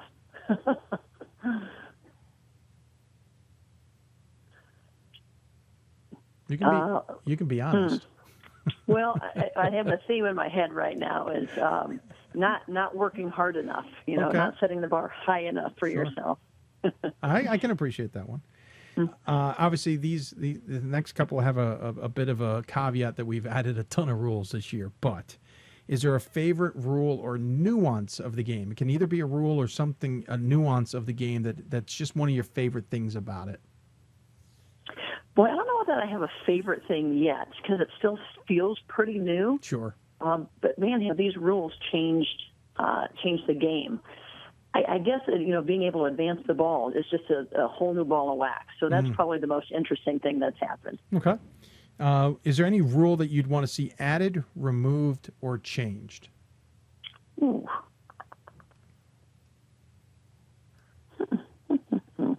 Well, I'm going to joke here for a second. I grew up in Iowa where we only got to have 2 dribbles. So I think we ought to just limit the number of dribbles again. Really? I mean, there'd be no dribble motion offense, right? No. Yeah, actually I did. We were one of the last states to stick with that game. I shouldn't tell people that, but you that might is true. Right. You know what? I think not having the bonus right now and the 5 fouls each quarter, I'm not loving that right now. Really? But I'm sure I'll embrace it later. Yeah. Interesting. You're the first one to say that. That's no problem. That's why we ask them. Do you have a pregame ritual or superstition? I don't, but my team does. I think they have something they call a no pants dance. It's really not a no pants dance, but they have some tradition in their circle for them. No pants dance? Yeah, I guess so. I guess when they're wearing shorts, it's not pants, so I guess, Right. Yeah, I think it's just a little play on words there, but it sounds cute. Hey, what's your craziest travel experience? Oh, goodness. I think in our old conference we were in, we were flying to Texas to play, Austin College. And we were in the air and trying to avoid a storm, and they had to redirect us. And we landed in somewhere in Louisiana and gassed up. And just it became I think we left campus at 5 a.m. I think we got to the hotel maybe at 11 p.m., so it was a long day. Now, reasons everyone wants to know why DePauw and the SAA left the SCAC. You can start looking at that one right there. Right. How would your assistants describe you as a coach? That's a good question. I think demanding, in a sense, trying to set the bar high for the team, and a collaborative, I guess. I hope they would want to describe me as that I certainly listen to their input and want them to be very involved with the team. Okay. And then when you retire, what do you hope people will remember you as a coach? That we did things the right way, that we followed the rules, and we treated people the right way. That sounds like a perfect one. Makes sense to me. Coach, I appreciate you taking the time. Congratulations on the season so far, even if it's not one everyone's typical of. You're right there, sitting there on the doorstep of first place with a big game against Denison coming up. Appreciate you coming on to the WBCA Center Court. As always, we give the coach the final word. Any final thoughts you want to share with those who may be tuning in? Well, a big thank you to you. I think anyone who is spending time talking about Division III basketball, my hat's off to you. I think it's a great thing at a great level to be at, and you give these young people that notoriety and that marketability that they deserve. So thank you for doing all that you do, and please be safe as you weather this storm. Thank you. I will certainly try to be safe. I appreciate the kind words. Hopefully I'll run into you somewhere down the road. Either way, good luck the rest of the season. Thank you so very, very much. Yep, take care. Kris Huffman from DePauw on the WBCA Center Court. Appreciate her taking the time to join us. Again, team is 13-5 overall, 7-2 in the NCAC. That is your WBCA Center Court. When we come back, we're going to switch gears and shift to men's basketball. But interesting enough, it's got a DePauw tie. A DePauw graduate comes on the show to talk about men's basketball. We're talking to Mike McGrath from Chicago. Team is on a roll there as well, playing some pretty darn good basketball, leading the UAA. We'll talk to him coming up. You're listening to Hoopsville, presented by D3Hoops.com, the National Association of Basketball Coaches, and the WBCA Women's Basketball Coaches Association. More Hoopsville right after this. For the love of the game. That's what it's all about, they say. But for those of us who are Division III student athletes, it's more than that. It's more about team. and the schools and communities we represent. And for the many of us blessed with the strength to compete in sport at the college level, we understand that with what we were given comes a special obligation. Our obligation to help those who have their own special needs and whose love for the game is no less intense. That is why NCAA Division III teamed up with Special Olympics. Since August of 2011, we and others from Division III campus communities have volunteered more than 250,000 hours, time away from the classroom and practice field, reaching across the country to coach and mentor Special Olympics athletes. And to learn that in giving, we receive so much more in return. Help us keep that dream alive. Be part of it. Get involved. You can make a difference. College basketball lives in Kansas City at the College Basketball Experience at Sprint Center. The College Basketball Experience is the place to get your game on. It's not a museum, it's an experience you won't forget. Discover the history of the game in the National Collegiate Basketball Hall of Fame, featuring the Gallery of Honor, Mentor's Circle, and Honor Theater. Suit up in the latest CBE logoed Nike gear at the CBE Hoop Shop. Elevate your game today and visit the house that college basketball built. We've got more schools than Division I, more fans than Division II, and more upsets than March Madness. There's 800 programs with over 11,000 games leading to 2 national championships. And we've been covering it all for over a decade. From Eastern to Occidental, from Puget Sound to Piedmont, from Southwestern to the University of New England, and from Hope to Calvin. Nobody covers Division III basketball like we do. We're at d3hoops.com at www.d3hoops.com. Division III allows you to be able to give yourself to other things. Not even just participate in them, but really get involved with them if you want to. There's a lot of interaction. It's not just sitting back, taking notes. You're actually doing hands-on things and better preparing yourself for your major. Choosing a Division III school, I've had the opportunity to develop my leadership skills and to be more involved on campus. Division III in athletics, affords students the opportunity not only to participate in intercollegiate athletics at a competitive level, but also gives them the opportunity to, engage in the other interests in their campus and in their lives outside of that sport and outside of the academics on the campus. And to have opportunity to have time to join clubs and being able to play basketball, it allows you to just be able to do everything you want to do. I wouldn't change it for the world.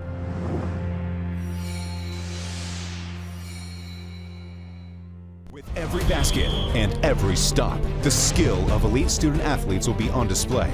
The sights, the sounds, the intensity of an NCAA championship.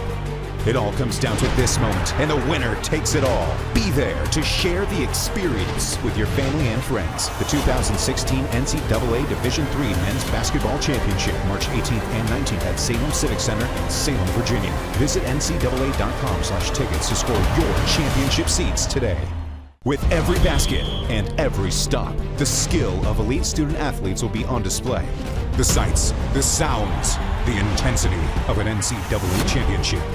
It all comes down to this moment, and the winner takes it all. Be there to share the experience with your family and friends. The 2016 NCAA Division III Men's Basketball Championship, March 18th and 19th at Salem Civic Center in Salem, Virginia. Visit ncaa.com/tickets to score your championship seats today. And welcome back to Hoopsville, everybody. Hope you're enjoying the show. Last break, beginning of the break, you may have heard me trying to do stuff in the studio. I think my mic was on, but it was killed for most of the break. Apologize for the beginning of that. Sometimes the technical gods just don't want to work cooperatively with you. And if you got any questions for us, tweet us at D3Hoopsville or hashtag Hoopsville. Email us hoopsville@d3hoops.com. Join us on Facebook, facebook.com/Hoopsville. Of course, Hoopsville, presented by D3Hoops.com from the WBCA NABC studios. I want to appreciate the NABC, the WBCA for helping us out as well. Going to get going because we're running a little bit behind. One of the other teams, we're talking about teams that are on fire. Of course, teams also from places that see plenty of snow themselves, only because it just seemed to be apropos this weekend. One of those teams, though, is playing pretty darn good basketball. Started the season 1-2, losing those 2 of the first 3 games of the season to North Park and Mount Union. Some people were wondering what is up with the Maroons, but since then they have been on a tear, winning 13 straight, including 2 big wins this weekend against NYU and Brandeis. Of course, NYU being a ranked team coming in. So we had to go talk to our friend Mike McGrath from Chicago, and he joins us on the Hoopsville hotline. Coach, welcome to Hoopsville, sir. Good to be here, Dave. How are you doing? I'm doing well. Of course, interesting enough, we had DePauw women's basketball on right before you, so it seemed appropriate that we were bringing in a DePauw grad immediately after that. My fellow DePauw alumni are very proud of what Coach Huffman's done with the women's basketball program there in Greencastle, and we talk about it often, and she's done an amazing job. Yes, and again, 13. We said 13-5, having an off year by their standards. I mean, that's how great that they're having under Huffman. You're right. It's certainly something to tip their hat off. Keeps Bill Fenlon on his toes. But let's talk about your school. We won't tell you what people talk about when we talk about Fenlon. So. That's a good idea. Hey, you guys 13 straight wins. Mike, you and I have talked throughout the season off air, beginning of the year here, and we, it was XYZ because you guys were 1-2, tough start. I watched the North Park game, and then the middle of the season, it felt like you guys were finally starting to find your stride, and you guys are kind of clicking along right now. Yeah, I think it was interesting. We took a foreign trip this year. We got a chance to spend 2 weeks in Australia and New Zealand, and we do that in September because we start class so late. At Chicago around quarters, so we don't start till the end of September. And I thought, every year's a new year, and even though we had a lot coming back, those first couple games, you never know how things are going to be coming together or where you're at. You're always paranoid as a coach. And I thought maybe the trip would help us avoid that. But, we played a good schedule. We lost to two very good teams on the road. And, people are saying, what's wrong with us? And it's like, well, hopefully nothing. But I think we challenged ourselves. I think we stubbed our toe a couple times against good teams. And, that's going to happen when you challenge yourself. And since then, the guys have really come together, and the guys have really kind of started to establish an identity as a team and what we're trying to accomplish. I mean, obviously, you take a 6-point loss to North Park in a game I saw the last half of, and it just looked like you guys were a little out of sorts. It was the first game of the season, let's be honest. You lose to Mount. And they're really good. Yeah, well, and I was going to. Yeah, I mean, that's the other thing. North Park isn't a bad team this year in any way, stretch your form. Then you lose to Mount Union, and to be honest with you, that's not a bad game either because Mount Union's a pretty good team, though I know you would love a better score. And then it was the next game. You play a North Central squad who has certainly been in the conversation nationally because of what they've done. They just beat Elmer's pretty solidly the other night. They're a pretty good squad. That's a game that started this streak. You beat them by 13, and then you have been clicking along, even though we had a tough game against Pacific Lutheran on the road. You had an interesting game against Puget Sound, but since then, you guys have just been building speed ever since then. Yeah, it was interesting. After the game against Mount Union, and we just played really poorly. I'll tell you a quick story. I don't know if I shared this with you.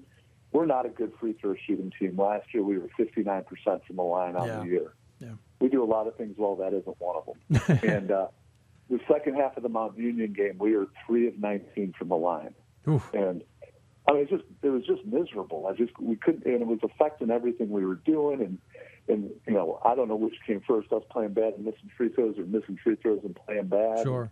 One of my assistant coaches is a Caltech grad, and he did the math. He told me that the odds of a 59% free throw shooting team going 3 of 19 were 1 in 10,000. So that's and now let me put that in perspective for you, Dave. In the NFL this year, I looked this up. The team that had the worst odds of winning the Super Bowl was the Jacksonville Jaguars, and Jacksonville was a 300-1 shot to win the Super Bowl. So that means Jacksonville had a 33% better chance of winning the Super Bowl than we did going 3 of 19. That's an interesting perspective. Yeah, so it just kind of tells you. I mean, and don't get me wrong, Mount Union's good, and you're right. It was a tough game. We were bad. We played poorly, and I was disappointed in that. I thought, it had me nervous a little bit. And we got together as a team, and we played North Central the next day, and North Central had just come off beating Mount Union by 20. Right. And they're very, very good, and Todd does a great job out there. And our team got together, and we chatted a little bit, and we bounced back the next day and showed what a veteran group can do, and we just played as good as we played all year in a really tough situation to come back that quickly. And since then, we've just continued to build on that. We've got a really close-knit group. The guys really enjoy one another. they're hard workers, they're competitors, and it's been a lot of fun. It certainly has been fun. Of course, starting the conference schedule is always the true test. It's amazing how many times I know I've talked to you or I talked to Mark Edwards or I talked to somebody else in the UAA, and they're like, yeah, the out-of-conference is great, but when we get into conference play, that's when things really ratchet up. You guys got the win on the road against WashU by a single point, and obviously that's a big rivalry game. You throw everything out the window there. Then you hit the road, and you got 2 wins against Carnegie Mellon and Case Western Reserve. And then everyone was pointing at this weekend with NYU and Brandeis coming to town at your place, and you come out with 2 wins there. You got to be thrilled with how you've started UAA play with 5-0 record. Yeah, it's great. It's funny. You hear people talk, oh, our league's better than this league, and our league's the best, and this league's the best. And that stuff's kind of exhausting. It's like when I listen to the Division I people, I'm like, you hear people debating whether or not the SEC is better than the ACC. And I'm like, they're both awesome. Right. Like, why does one have to be better than? They're both awesome. Good call. And your point about league play is true of any conference. Yeah. You get into league play, and there's good coaching, there's rivalries, there's kids that know each other, you know each other's system. I mean, it ratchets up. And that's definitely true in our league. I mean, we have a very, very balanced conference. We have very, very good coaching. We have good talent. And it's, and obviously you throw in the travel factor. It's a challenge. It's a lot of fun, but it's a challenge. I mean, right now we played at Carnegie Mellon. I thought they had a really nice team, and they gave us everything we could handle, and very easily could have won that game. They have a 20-point win at home against F&M, and Tony does a great job, and they're sitting at 0-5 in our league right now. Yeah, it's a little baffling. It's just hard. Yeah. I was telling my wife the other day, we were talking about our jobs, and she's in business management stuff, and it's like, Carrie, you have competition at work, but the people you're in competition against aren't trying to screw up what you're doing all the time. The people, they're trying to figure out what I'm doing and mess it up. Yeah. And that's a different thing. And then good people are doing that, and it's really hard. And so the long and short is we're really happy about what our team's done. Sure. We've consistently defended, and that'll get you a long way in a league like ours. And this team's been building towards this. I mean, last year there was a lot of hype about how good you guys might be. I may have bought into that hype a little bit too much. You kind of told me I was buying into it too much. Some people would say you were ringleading it, Dave. No, I thought I appreciate what you're saying. I'm giving you a hard time, but we lost a returning second-team all-conference point guard last year in Royce Muskie Valley, who was going to be our only senior, and that affected us. Royce was a great player, and we still had a very good season. It wasn't quite where I thought we could have been. Tyler Howard took his place as a sophomore, really kind of a year ahead of the curve. Yeah. And did a nice job for us.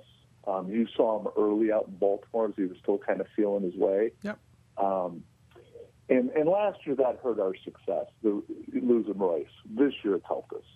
We're the one team in our league that really doesn't have anybody learning a new role this year. We have everybody back. Everybody's kind of in the same role they were last year and just doing it better. And, had we had Royce last year, Tyler would have been in a new role this year then. So, yeah, we were a little disappointed how last year ended up. I thought we would have been a little bit farther along. But I thought this year, before the year started, it had a chance to be a special year, and it's working that way right now. Well, even last year, you kind of pointed at this year, saying this could be the year, and you're being led by Jordan Smith. 13 points a game, about 3 rebounds a game, certainly hands out his fair share of assists. You got Waller Perez, 12 points a game, 4.5 rebounds, 11 points out of Alex Voss, 8 rebounds, for him. Certainly impressive. That trio is certainly the trio. You've got other guys like Tyler Howard and Jake Fenlon and Nate Brooks who certainly contribute. You have played a ton of guys in every single game this season. So not only do you have that nice top trio of scorers, you've got a wealth of people who are contributing, and you're willing to go deep on the bench this season. That's one of our strengths. I think our biggest strength as a group is that we play hard and we defend. We've done that consistently. I think one of our next strengths, one of the things that allows us to do those things well, is we do have good depth. We've been playing 9.5, 10 guys all year, and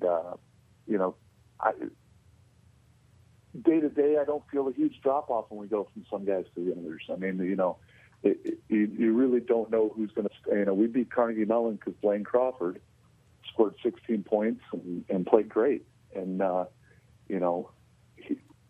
depending on the game, depending on the situation, different guys have brought different things to the table for us.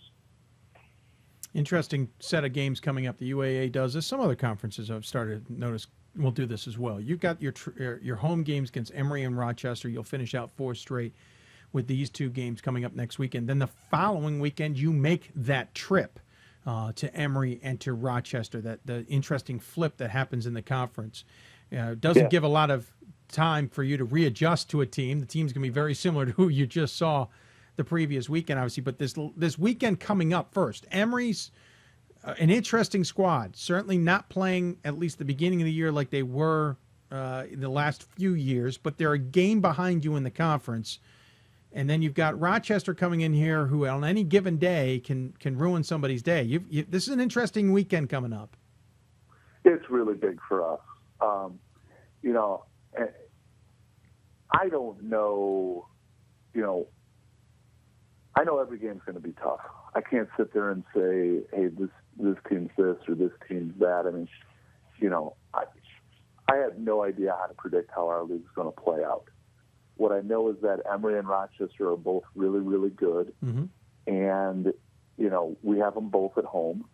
And if we can find a way to get 2 wins here and at home and end the first half of the conference play undefeated, nobody's going to be in a better position than we are. Yeah. And, that's definitely the goal. I've watched a little bit of both of them throughout the course of the year. I think Emory's got a very, very good team. I think what they're dealing with is kind of what I was saying earlier about our team is they have very good players who are adjusting to new roles. And that takes some time sometimes. There's a evolution involved there. The last couple of years with Mike Florin and Alex Foster and Jake Davis. Yep. Those guys, those were their alpha males. Those were the guys kind of dominating things. And they had good players waiting their turn to kind of do that, but it takes a little time to do it. And if that starts clicking for them, they're really, really good. Yeah.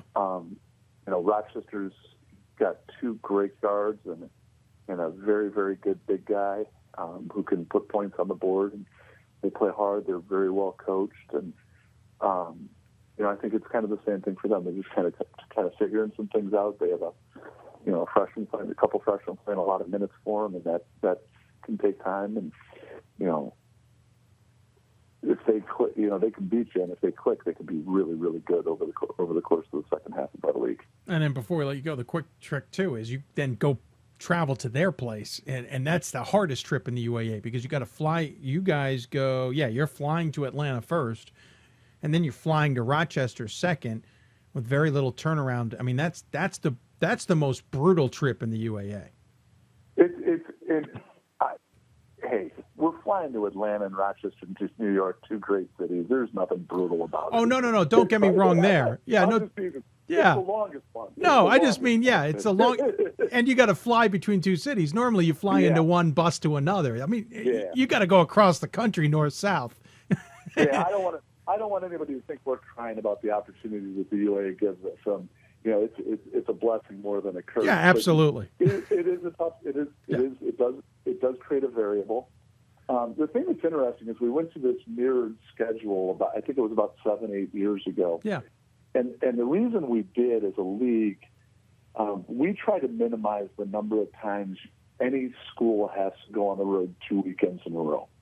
We feel like that's a big challenge on our kids' time and energy. Sure. When you go on the road 2 weekends in a row, you essentially miss 8 of 11 days on campus, and that's a challenge. Yeah. So we, in the effort to minimize that and to avoid anybody ever having to go on the road 3 weekends in a row, which would be miserable, the only way to do it was to go to this mirrored kind of concept. Got it. And when we went to it, I thought, boy, if we win these first 2 games, it's really hard for them to come back and beat us. And I really thought that was going to be the case. Like, boy, you just beat them, now you're going to turn around and play them again. I don't care if it's in your place or their place. It's pretty tough to bounce back and get somebody. Yeah. And the number of times that's happened across our league over the past 7 or 8 years has blown my mind. I mean, we just saw, I think wasn't it Amherst with Wesleyan that just had back-to-back games with about a 50-point swing? Yeah. It's basketball. So you're right. There's not a lot of adjustments that go on, but there's a lot of motivation there. There's a lot of history there. People know each other, so you just got to come and play every time. Well, at least you get out of Chicago and see Atlanta. The curse of it all is then you go up to Rochester, so you're literally swinging through all the climates at once. Yeah.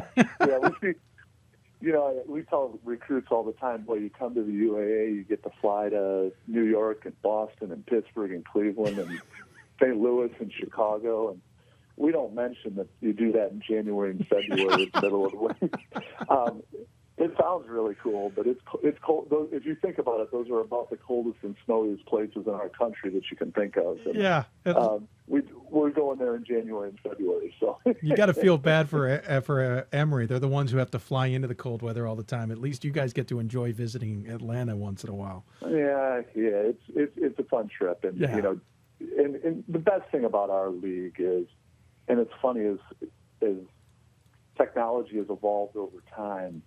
The kids in our league are very similar to one another. The coaches in our league get along very, very well, and you start to see a connection and a bond develop among kids over the 4 years that they play with one another, and they communicate with each other, and they get to know one another. And we have unique institutions in our league, and our schools have made the commitment to put an investment into our athletic program to give them the chance to compete against kids who are having a similar experience, and it's kind of fun to watch those relationships develop. And so it's always fun for me to go down to Atlanta and see a couple of alums that are down there working and catch up with them a little bit. It's a great trip, and then the same's true in Rochester.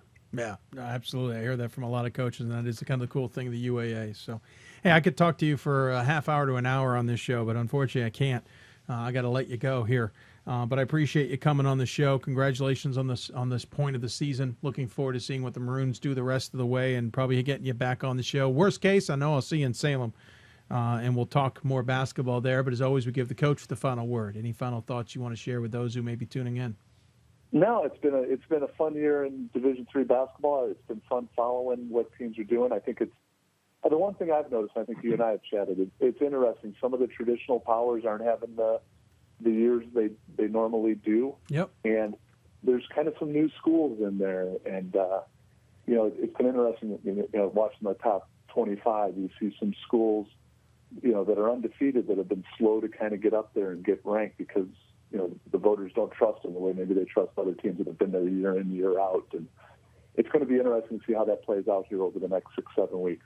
Yeah, absolutely agree with you. It's been a fun year that way. So yeah. Hey, well, thanks very much. Take care and stay out of the cold, and we'll talk to you soon. Appreciate it, David. All right, Mike McGrath joining us here on the Hoopsville Hotline. Appreciate him taking the time to do so. Again, 14-2 overall, 5-0 in the UAA. 2 big games coming up at home against Rochester and Emory before they flip the script, and we'll play Rochester Emory on the road. As Coach said, love to get through the first half of the UAA conference undefeated. That would certainly give them a nice, at least probably 2-game hold on the conference at the top, with the rest of the conference 7 games ahead. Remember, the UAA does not play a conference tournament. It will go to the top team remaining, Chicago vying for that as we speak. We're going to take a break. Running behind. Got to get down to Texas. Got to talk to a man down there about his Tigers squad. You're listening to Hoopsville, presented by D3Hoops.com and the National Association of Basketball Coaches. More Hoopsville right after this. For the love of the game. That's what it's all about, they say. But for those of us who are Division III student athletes, it's more than that. It's more about team and the schools and communities we represent. And for the many of us blessed with the strength to compete in sport at the college level, we understand that with what we were given comes a special obligation. Our obligation to help those who have their own special needs and whose love for the game is no less intense. That is why NCAA Division III teamed up with Special Olympics Since August of 2011, we and others from Division III campus communities have volunteered more than 250,000 hours, time away from the classroom and practice field, reaching across the country to coach and mentor Special Olympics athletes. And to learn that in giving, we receive so much more in return. Help us keep that dream alive. Be part of it. Get involved. You can make a difference. College basketball lives in Kansas City at the College Basketball Experience at Sprint Center. The College Basketball Experience is the place to get your game on. It's not a museum, it's an experience you won't forget. Discover the history of the game in the National Collegiate Basketball Hall of Fame, featuring the Gallery of Honor, Mentor Circle, and Honor Theater. Suit up in the latest CBE logoed Nike gear at the CBE Hoop Shop. Elevate your game today and visit the house that college basketball built. We've got more schools than Division I, more fans than Division II, and more upsets than March Madness. There's 800 programs with over 11,000 games leading to 2 national championships. And we've been covering it all for over a decade. From Eastern to Occidental, from Puget Sound to Piedmont, from Southwestern to the University of New England, and from Hope to Calvin. Nobody covers Division III basketball like we do. We're at d3hoops.com at www.d3hoops.com. And welcome back to Hoopsville, everybody. Brought to you by d3hoops.com from the WBCA NABC studios. If you have any questions for us, tweet us at d3hoopsville or hashtag Hoopsville. You can email us, hoopsville at d3hoops.com, and join us on Facebook, facebook.com/Hoopsville. Talking to many teams who can deal with the weather, as it were, but we're going to go to a team now who enjoys a little bit more normal weather. Though I'll admit, and I was in Texas a week ago, there was some frost on my car. I now have 3 feet of snow outside here in Maryland, but at least felt good that down in Texas it can get cold too. Team not cold necessarily is the team we're going to talk to next. Won 5 in a row after a tough 3-game stretch in the middle of the season. They are leading the ASC East Division and playing some good basketball. So we figured one more trip to Texas, despite not being in Texas this time. We'll go back to the Hoopsville hotline and bring in the man who runs East Texas Baptist basketball, the Tigers. Bert West joins us. Coach, welcome to Hoopsville, sir. Oh, thank you, Dave. Thanks for having us. Absolutely. I love watching the Weather Channel and seeing all that beautiful snow. Yeah, when it's not at your place, right? That's right. We had a good snow Thursday night. I walked out of the gym after the game. Truck was covered up. Drove home. Time I got up next morning, it was all gone. Good. So that's the way to get a snow. Good. So the storm that hit us at least hit you first. That's good. That makes me feel a little bit better. We got touched. Got touched, exactly. In Marshall, Texas, you got a little bit of snow. Hey, listen, you guys are playing some good basketball. I know it's probably not the best season you wanted. You've had some bumps in the road earlier on, but 13-4 overall, 6-2 in the conference. Overall, how do you think you're doing? Overall, this bunch is starting to become my favorite all-time team, or at least one of them. These little rascals are just scrappers. They're tough, they're unselfish, they're smart, and I tell you, they're going to never say die as a team. We've been through some tough situations, been in tough places, and got some more tough places coming. But, you're going to get in the foxhole with somebody. I like this group.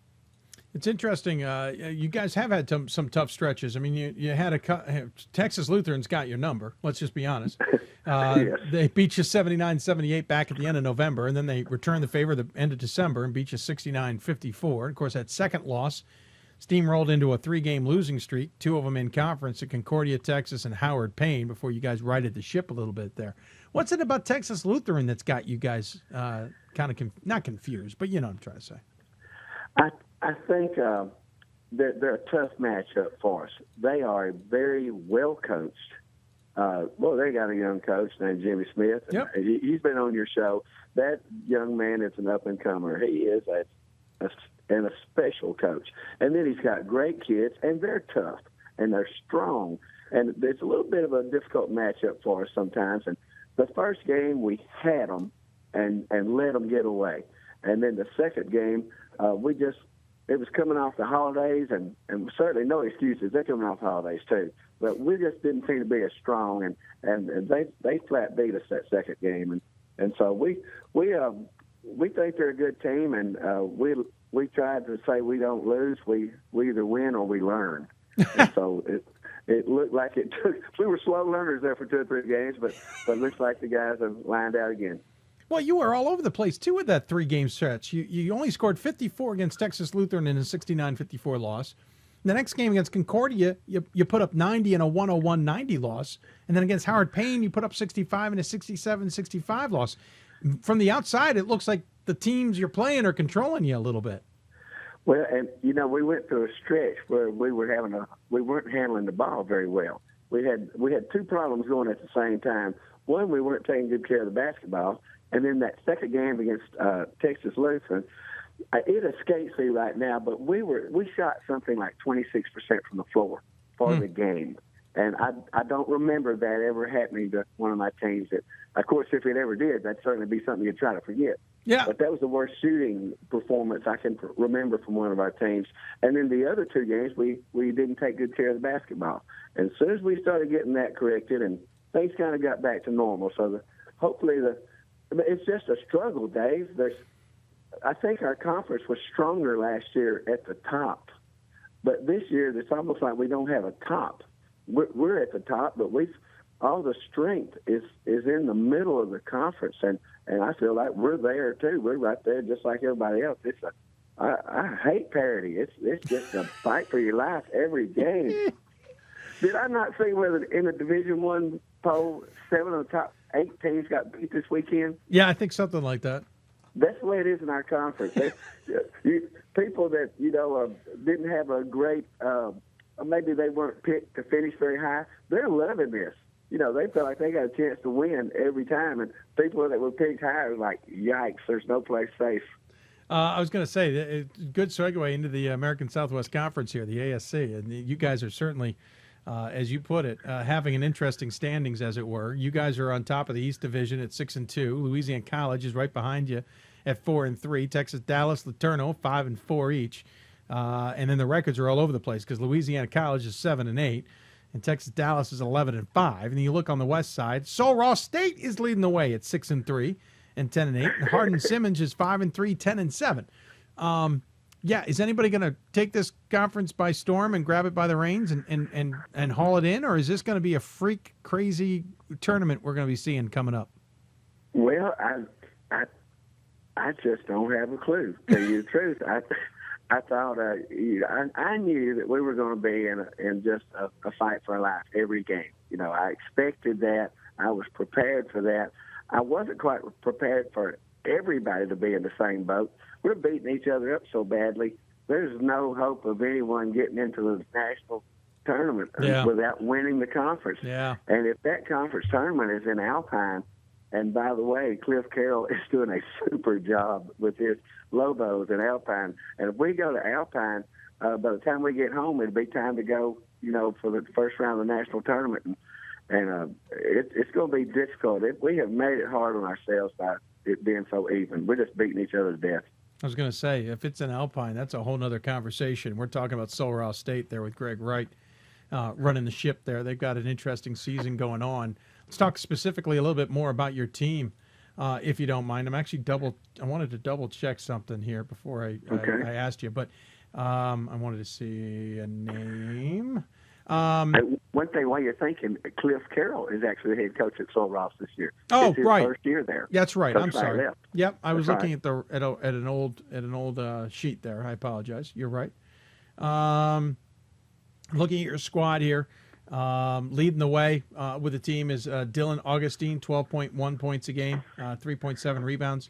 Brent Atkins, 12.1 points a game, 4.1 rebounds, and 11.2 points from Junior Mitchell at 4.4 rebounds. Don't have a lot of dominant rebounding guys since Samuel hasn't played as of late, but you got at least a bunch of good scores. We have it's amazing. Dylan Augustine and Brett Atkins have scored the exact same amount of points, and they're 2 of our top shooters. They're little undersized wing players that they're just like a couple of pit bulls. They are just as quality people as they are players, and they're real unselfish, and they're real good shooters, and their teammates do a good job of setting them up and helping them get shots, and they're shooters. And we've got Tyler Day off the bench as another extremely good three-point shooter. So And all of us, we don't have the size that we thought we were going to have. So everybody's a rebounder, and the guys are. If a guy plays here in the last half dozen games, he's gotten a rebound. So everybody is focused on trying to just help. We're going to be it's going to make it a group effort to rebound with people. I was going to say, how hard is that to adjust to? Because you got Samuel there for the first half of the season, and he's obviously your top rebounder at the time. And then things change, and you got to adjust to that. How hard is it to get rebounding? Is not sometimes always second nature. That is sometimes something you got to really drill into guys' heads a little bit to change their mentality on how to rebound. Well, that's one of the things that makes this team so much fun. Just a quick word on Jamil Samuel. I feel confident he would have been Player of the Year. He was that kind of player, a double-figure scorer, double-digit rebounder, going to lead the conference or be second in blocks, probably first or second. And he was the guy that when he came out of the game, he got a drink and then got on the edge of his chair and went to coaching, correcting, encouraging, helping from the sideline. So that's Player of the Year type guy. So certainly you miss someone like that. But we were aware that the semester was going to finish up his eligibility. So the coaches, we were prepared, and we just sort of waited to the right time to tell the kids. And that's, I guess, one of the reasons why this team has become, so much of a favorite to me. The character, the spirit, the heart they display. It doesn't matter what happens. Those dudes just keep fighting. And I tell you, just got to give them a lot of credit for that. Of course, you mentioned Atkins. I think one of the things that's interesting about Atkins is he's from Croatia. How you get a man from Croatia to come down and play basketball for you in Texas is beyond me, but he's there for his second season. He's doing awfully well. You got to be thrilled with how that's all worked out. That is he is actually the son of missionaries. He is an American that was raised in Croatia by American missionary parents. Fascinating. And it gets better. He's actually hearing impaired. That's terrific. He's one of the best young men you will ever meet. And I'm going to tell you, of all the players you've ever seen, you try to pick out the one or two or three that are the hardest working players you've ever seen. He will be their equal. It would be disrespectful for me to say he's the hardest working player of all time ever. I'll just say there's no one can outwork him. His work ethic is incredible. His character is incredible. And he just got the heart of a lion. He can just battle and fight forever. Well, he is fun to coach. He, of course, is also only a sophomore. You get to get him 2 more years. That's got to be fun as well. Well, I wish that were true, Dave. Actually, he transferred to us. Okay. And so this is his senior year. It is. That's too bad. But maybe we will. I would love to have him 2 more years. Oh, yeah. I just see it, senior experience. Somehow I had it down as a sophomore. I apologize. Probably just me. He's a second-year player for us. Yep, there you go. I probably wrote it down that way, and in my digging out of a blizzard mind, I got it reversed in my head on how that all played out. So understandable. You got Laterno and Texas Tyler ahead of you, but what's interesting is what's after that. You got an interesting finish to this season, Coach. So you finish at home with Laterno and Texas Tyler, which will be 4 in a row and 5 out of 6 games at home. Then you got to hit the road, and you got to play 5 in a row. February is basically road games all the way. Louisiana College, Texas Tyler, Laterno, University of Ozarks, Texas Dallas.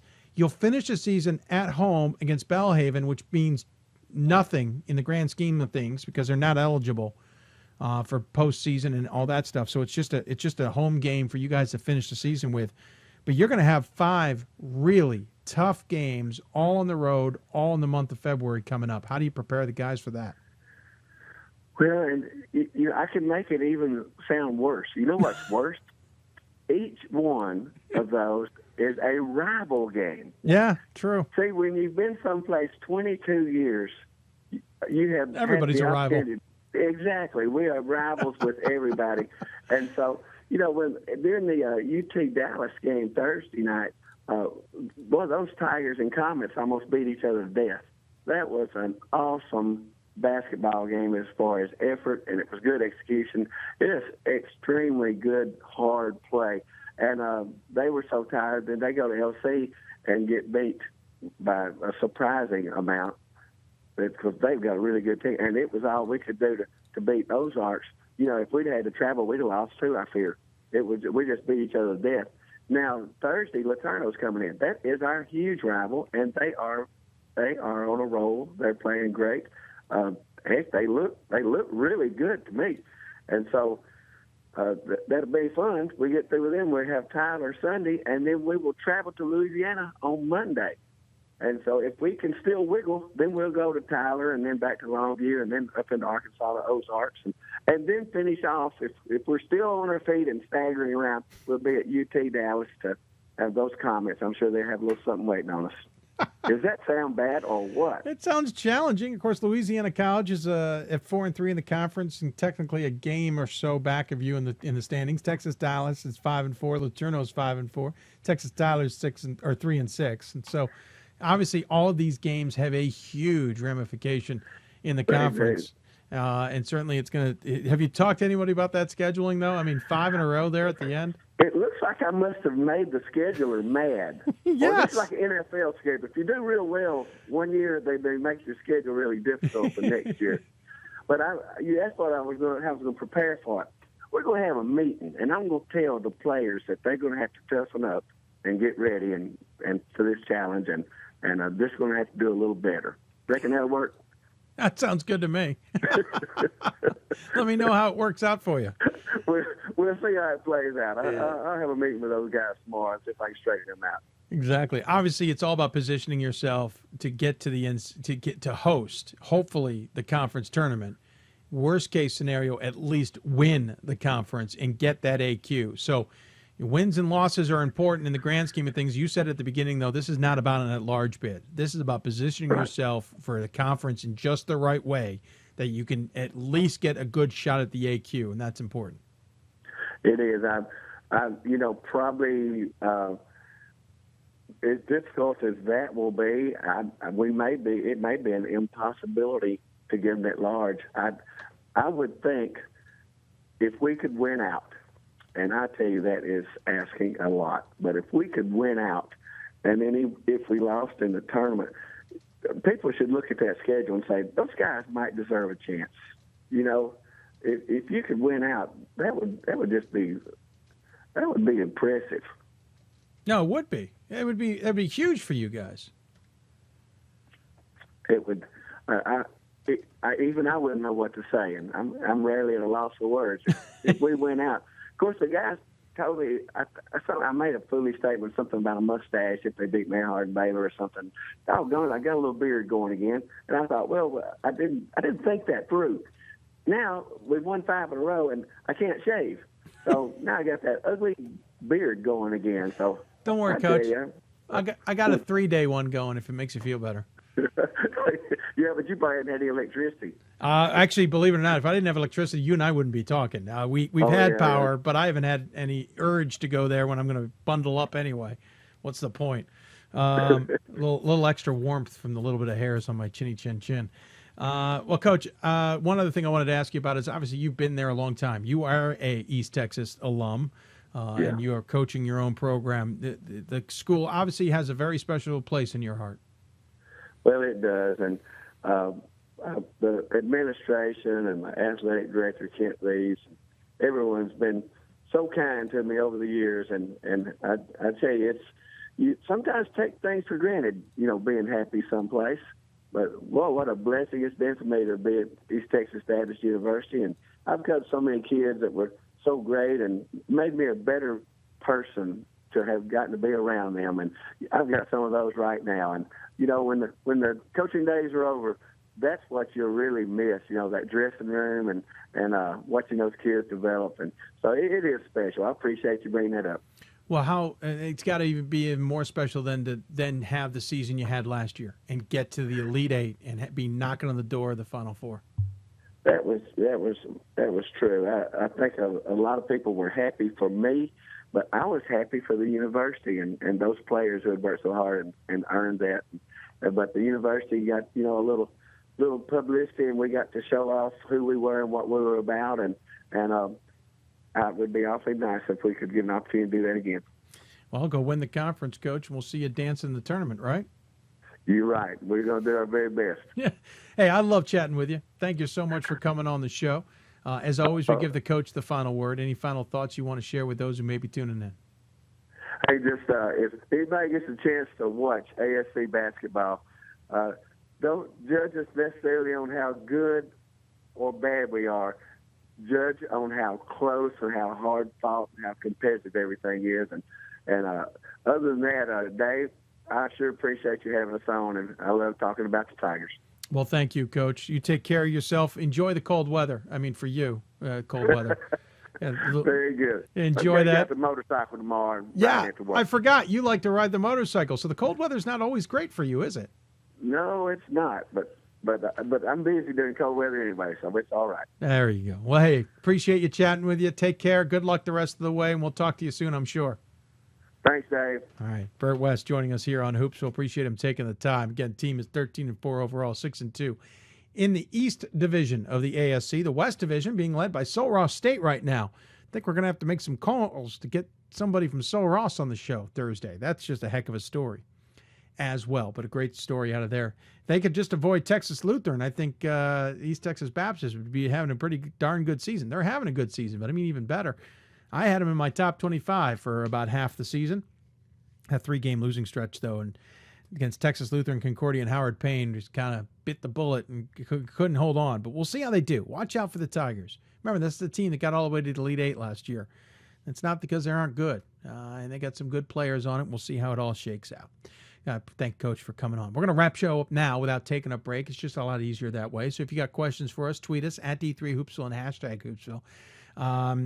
Email us, hoopsville@d3hoops.com, or join us on Facebook, facebook.com/Hoopsville. I want to check out what games may have been played. By the way, I saw an interesting tweet, hours ago that was actually sent to D3 Hoops, which is Pat, not to me, but I see him because I follow who may be tweeting in those locations, and it brought up something interesting. What I didn't quite follow.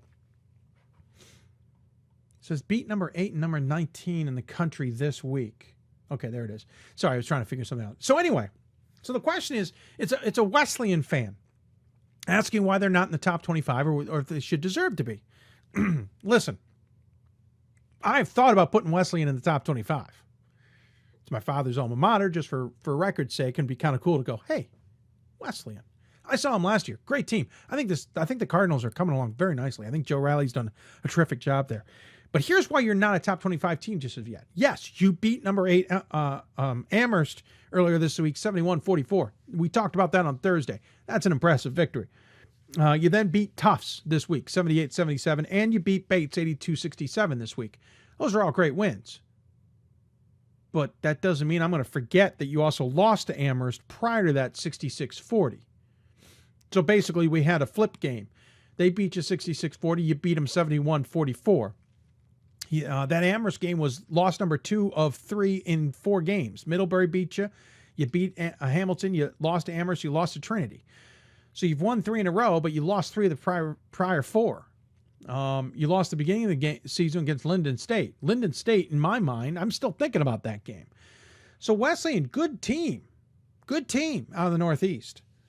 But unfortunately, you forget about the 10, that's 11 game, hold on, 3, 6, 9, 10, 11 game win streak when you lose 3 of 4, I should say, including a thumping to Amherst. And then, yes, you return the favor, but that's inconsistency voters don't like. Voters want to see a little bit more out of Wesleyan. They got Connecticut College coming up this week. They're going to play Emmanuel as well this week. Then they're Williams, Bowdoin, and Colby to finish off. They only have 5 games left in their record. So 15-4 Wesleyan, pretty good. Don't be surprised we're not talking to the Cardinals soon. But it's those kinds of things as a top 25 voter. Very hard to do. And by the way, there are so many teams out there to consider that it's hard to take a 15-4 squad who lost 3 out of 4 games in relatively recent history and say, well, they're in the top 25. That's hard to do. Yeah, you got 2 big wins this week, but you're acting as if we should forget about the losses, and it doesn't work that way.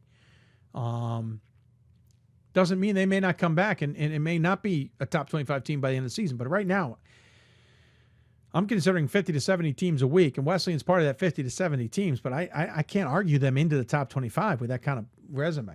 So I just wanted to say that because I had spotted it on Twitter. It was something I thought of interest, et cetera, et cetera. We did have a lot of scores today because of delayed games, and we also had a lot of games we were supposed to play today that didn't end up playing. Quickly going to the scoreboard, we'll double check that we didn't have any major upsets that we missed. Obviously, we talked to Chicago earlier. They beat Brandeis by 12. NYU, significant win over WashU, 75-72. I said this at the beginning of the show. I'm not voting for NYU. I'm still not going to vote for NYU, but at least they now have a win on there that I can consider a little bit better than the Arcadia game. Granted, this is a WashU team who's not nearly as good as it has been in the past. So nothing against NYU. You're almost kind of getting hurt by WashU. Of course, WashU, they beat WashU last year, but with a different squad. We'll keep an eye on them. Rochester barely beat Carnegie Mellon. Carnegie Mellon's record is deceiving. They're 7-9 overall, 0-5 in the conference. You take that out of there, they're 7-2 outside of the conference. They are actually a good team, a team that beat F&M this season by 20, I want to say. They're just struggling to get a win in conference. Emory beat Case Western Reserve. Other games that took place, Lebanon Valley Albright was scheduled. I'm quite sure that game didn't happen. We'll double check Albright's page. I'm willing to bet that was another one of those games that got postponed. It just didn't get marked in the calendar, which, see, this is where those things happen. No, I hold on. No, I might be looking at that wrong. Yeah, it's been postponed. They're going to play it now on the 20th. They're going to play it tomorrow. A lot of these schools, what happened here was they had games scheduled for Saturday, couldn't play them Saturday, tried to play them Sunday. That's obviously out of the question, so they didn't play them Sunday. They're playing them Monday because the schools, usually a lot of the schools are coming back into session on Monday. Well, because of the storm, students can't get on campus. So as a result of it, they're actually delaying students getting on campus and thus the classes starting. As a result of that, you can get a game in on Monday. So that's actually, it's kind of working out that way. You're going to get a bunch of games tomorrow, which is very rare. You mentioned Babson beating Coast Guard earlier. I did not mention that was an overtime, 100-90. St. Vincent lost to Bethany. That's not a good loss for St. Vincent. Some people thought they deserved maybe some top 25 attention, but Bethany beats them. They fall to 13-4. That's their first conference loss. Of course, you look at the conference now. Bethany's sitting in a three-way tie now at 7-3, 2 games back of St. Vincent. So not a good loss there on the men's side for St. Vincent. Manhattanville beat Kings. Plattsburgh State beat Geneseo. I know it's been a tough week even for the men's team at Geneseo. Middlebury beat Williams. That's a big win. Williams has been all over the place this season, but Middlebury is building towards the end. Might be interesting to see what happens with the Panthers as we move forward. Center beat Millsaps in overtime, 84-78. Interesting outcome there for that Millsaps squad especially, but Center, who's had a tough conference schedule. It's been tough this year. Oglethorpe beat Hendricks. Not seeing anything else. Sewanee took a loss to Birmingham Southern. Sewanee, who is having a tremendous season this year by their standards, 11-6, 4-2 in conference. But they lost the weekend. They lost to Millsap 70-69. And they lost to Birmingham Southern 74-73. So they lose the weekend by a grand total of 2 points. That hurts if you're Sewanee, but Bubba Smith and his squad is one to reckon with. Watch out for Sewanee, maybe a future guest on the show as well. Jumping on the women's side, Rochester beat Carnegie Mellon. We mentioned this earlier. Carnegie Mellon losing both games this weekend to Emory and Rochester. Losing by 23 to Rochester. That's a good Rochester squad. It's weird for me, though, to look at that Rochester women's squad because I saw them playing one of the deep consolation games at the Wendy's Classic because they lost the very first day of the Wendy's Classic. I didn't see them late in the champion. They weren't in the championship game or anything. So it's kind of weird to see a team take one loss, be playing deep in the consolation bracket, and yet they're number 7 team in the country. We mentioned NYU beat WashU in a battle of 8v9. NYU was 9 and WashU was 8.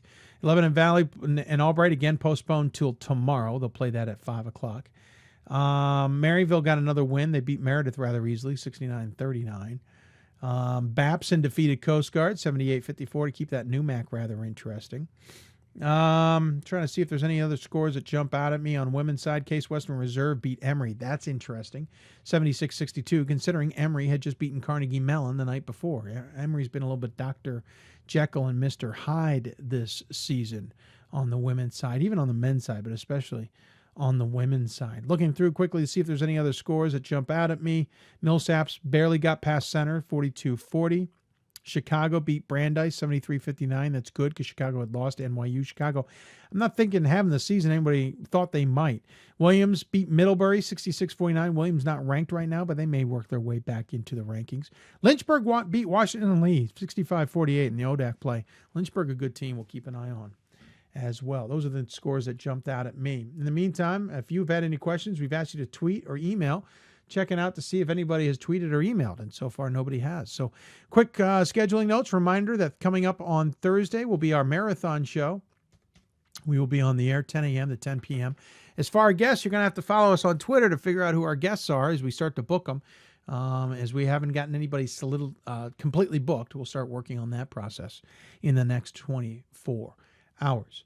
I want to thank everybody for tuning in. I want to thank our guests as well from WPI, Cherise Galasso, from Rowan, Gabby Lisella, from DePauw in our WBCA Center Court, it was Kris Huffman. From Chicago, Mike McGrath. And from East Texas Baptist, it was Bert West. I want to thank all their SIDs as well. I warned them I was kind of under the gun a little bit due to the storm, and I wouldn't be able to do some things, wouldn't be as, not as flexible, but available as usual. And they all stepped up, appreciated them doing that and helping me out, getting those guests set up and ready for us and getting to execute. I think it's the first time we've had a full live show in quite a while, if at all, this season. Sometimes we at least have one pre-taped interview. Went full live tonight. Thursday we'll throw in some interviews just to give me a break. But in the meantime, most of that show will be live as well. Again, you can tweet us at D3Hoopsville or hashtag Hoopsville. Email us, hoopsville@d3hoops.com, or join us on Facebook, facebook.com/Hoopsville. We're going to be back on Thursday. Then we're back the following Sunday at 7 o'clock. 2 weeks from now, Super Bowl Sunday, we will have an earlier show than scheduled. We are not crazy enough to try and compete against the Super Bowl. We know that you Division III fans would probably rather listen to this show live than watch a Super Bowl. But we're not crazy enough to make you do that. So we'll have an earlier show 2 weeks from now. Usually, I think it's like a 1 or 2 o'clock show, usually so we can get on the air and off the air in time for the Super Bowl. That's going to do it for us. I want to thank everybody for tuning in. I want to thank all of our guests and the sports information directors and those others who helped us get the show on the air tonight. I want to thank my family as well. It's been a little bit of cabin fever here despite getting outside to play. We're going to be here a little bit longer as schools have been closed at least 1, maybe 2 more days as roads are hard to deal with. But I want to thank you for tuning in. Also thank the WBCA and NABC for their support. Don't forget the Hoopsville fundraising efforts will be starting up soon. We'll hopefully get those up and running in the next 24 hours. I have a lot of work ahead of me tomorrow on top of a basketball game as well. Thank you for tuning in. You've been listening to Hoopsville, presented by D3Hoops.com from the WBCA NABC studios. We'll be back on Thursday with more Hoopsville. Good night, everybody.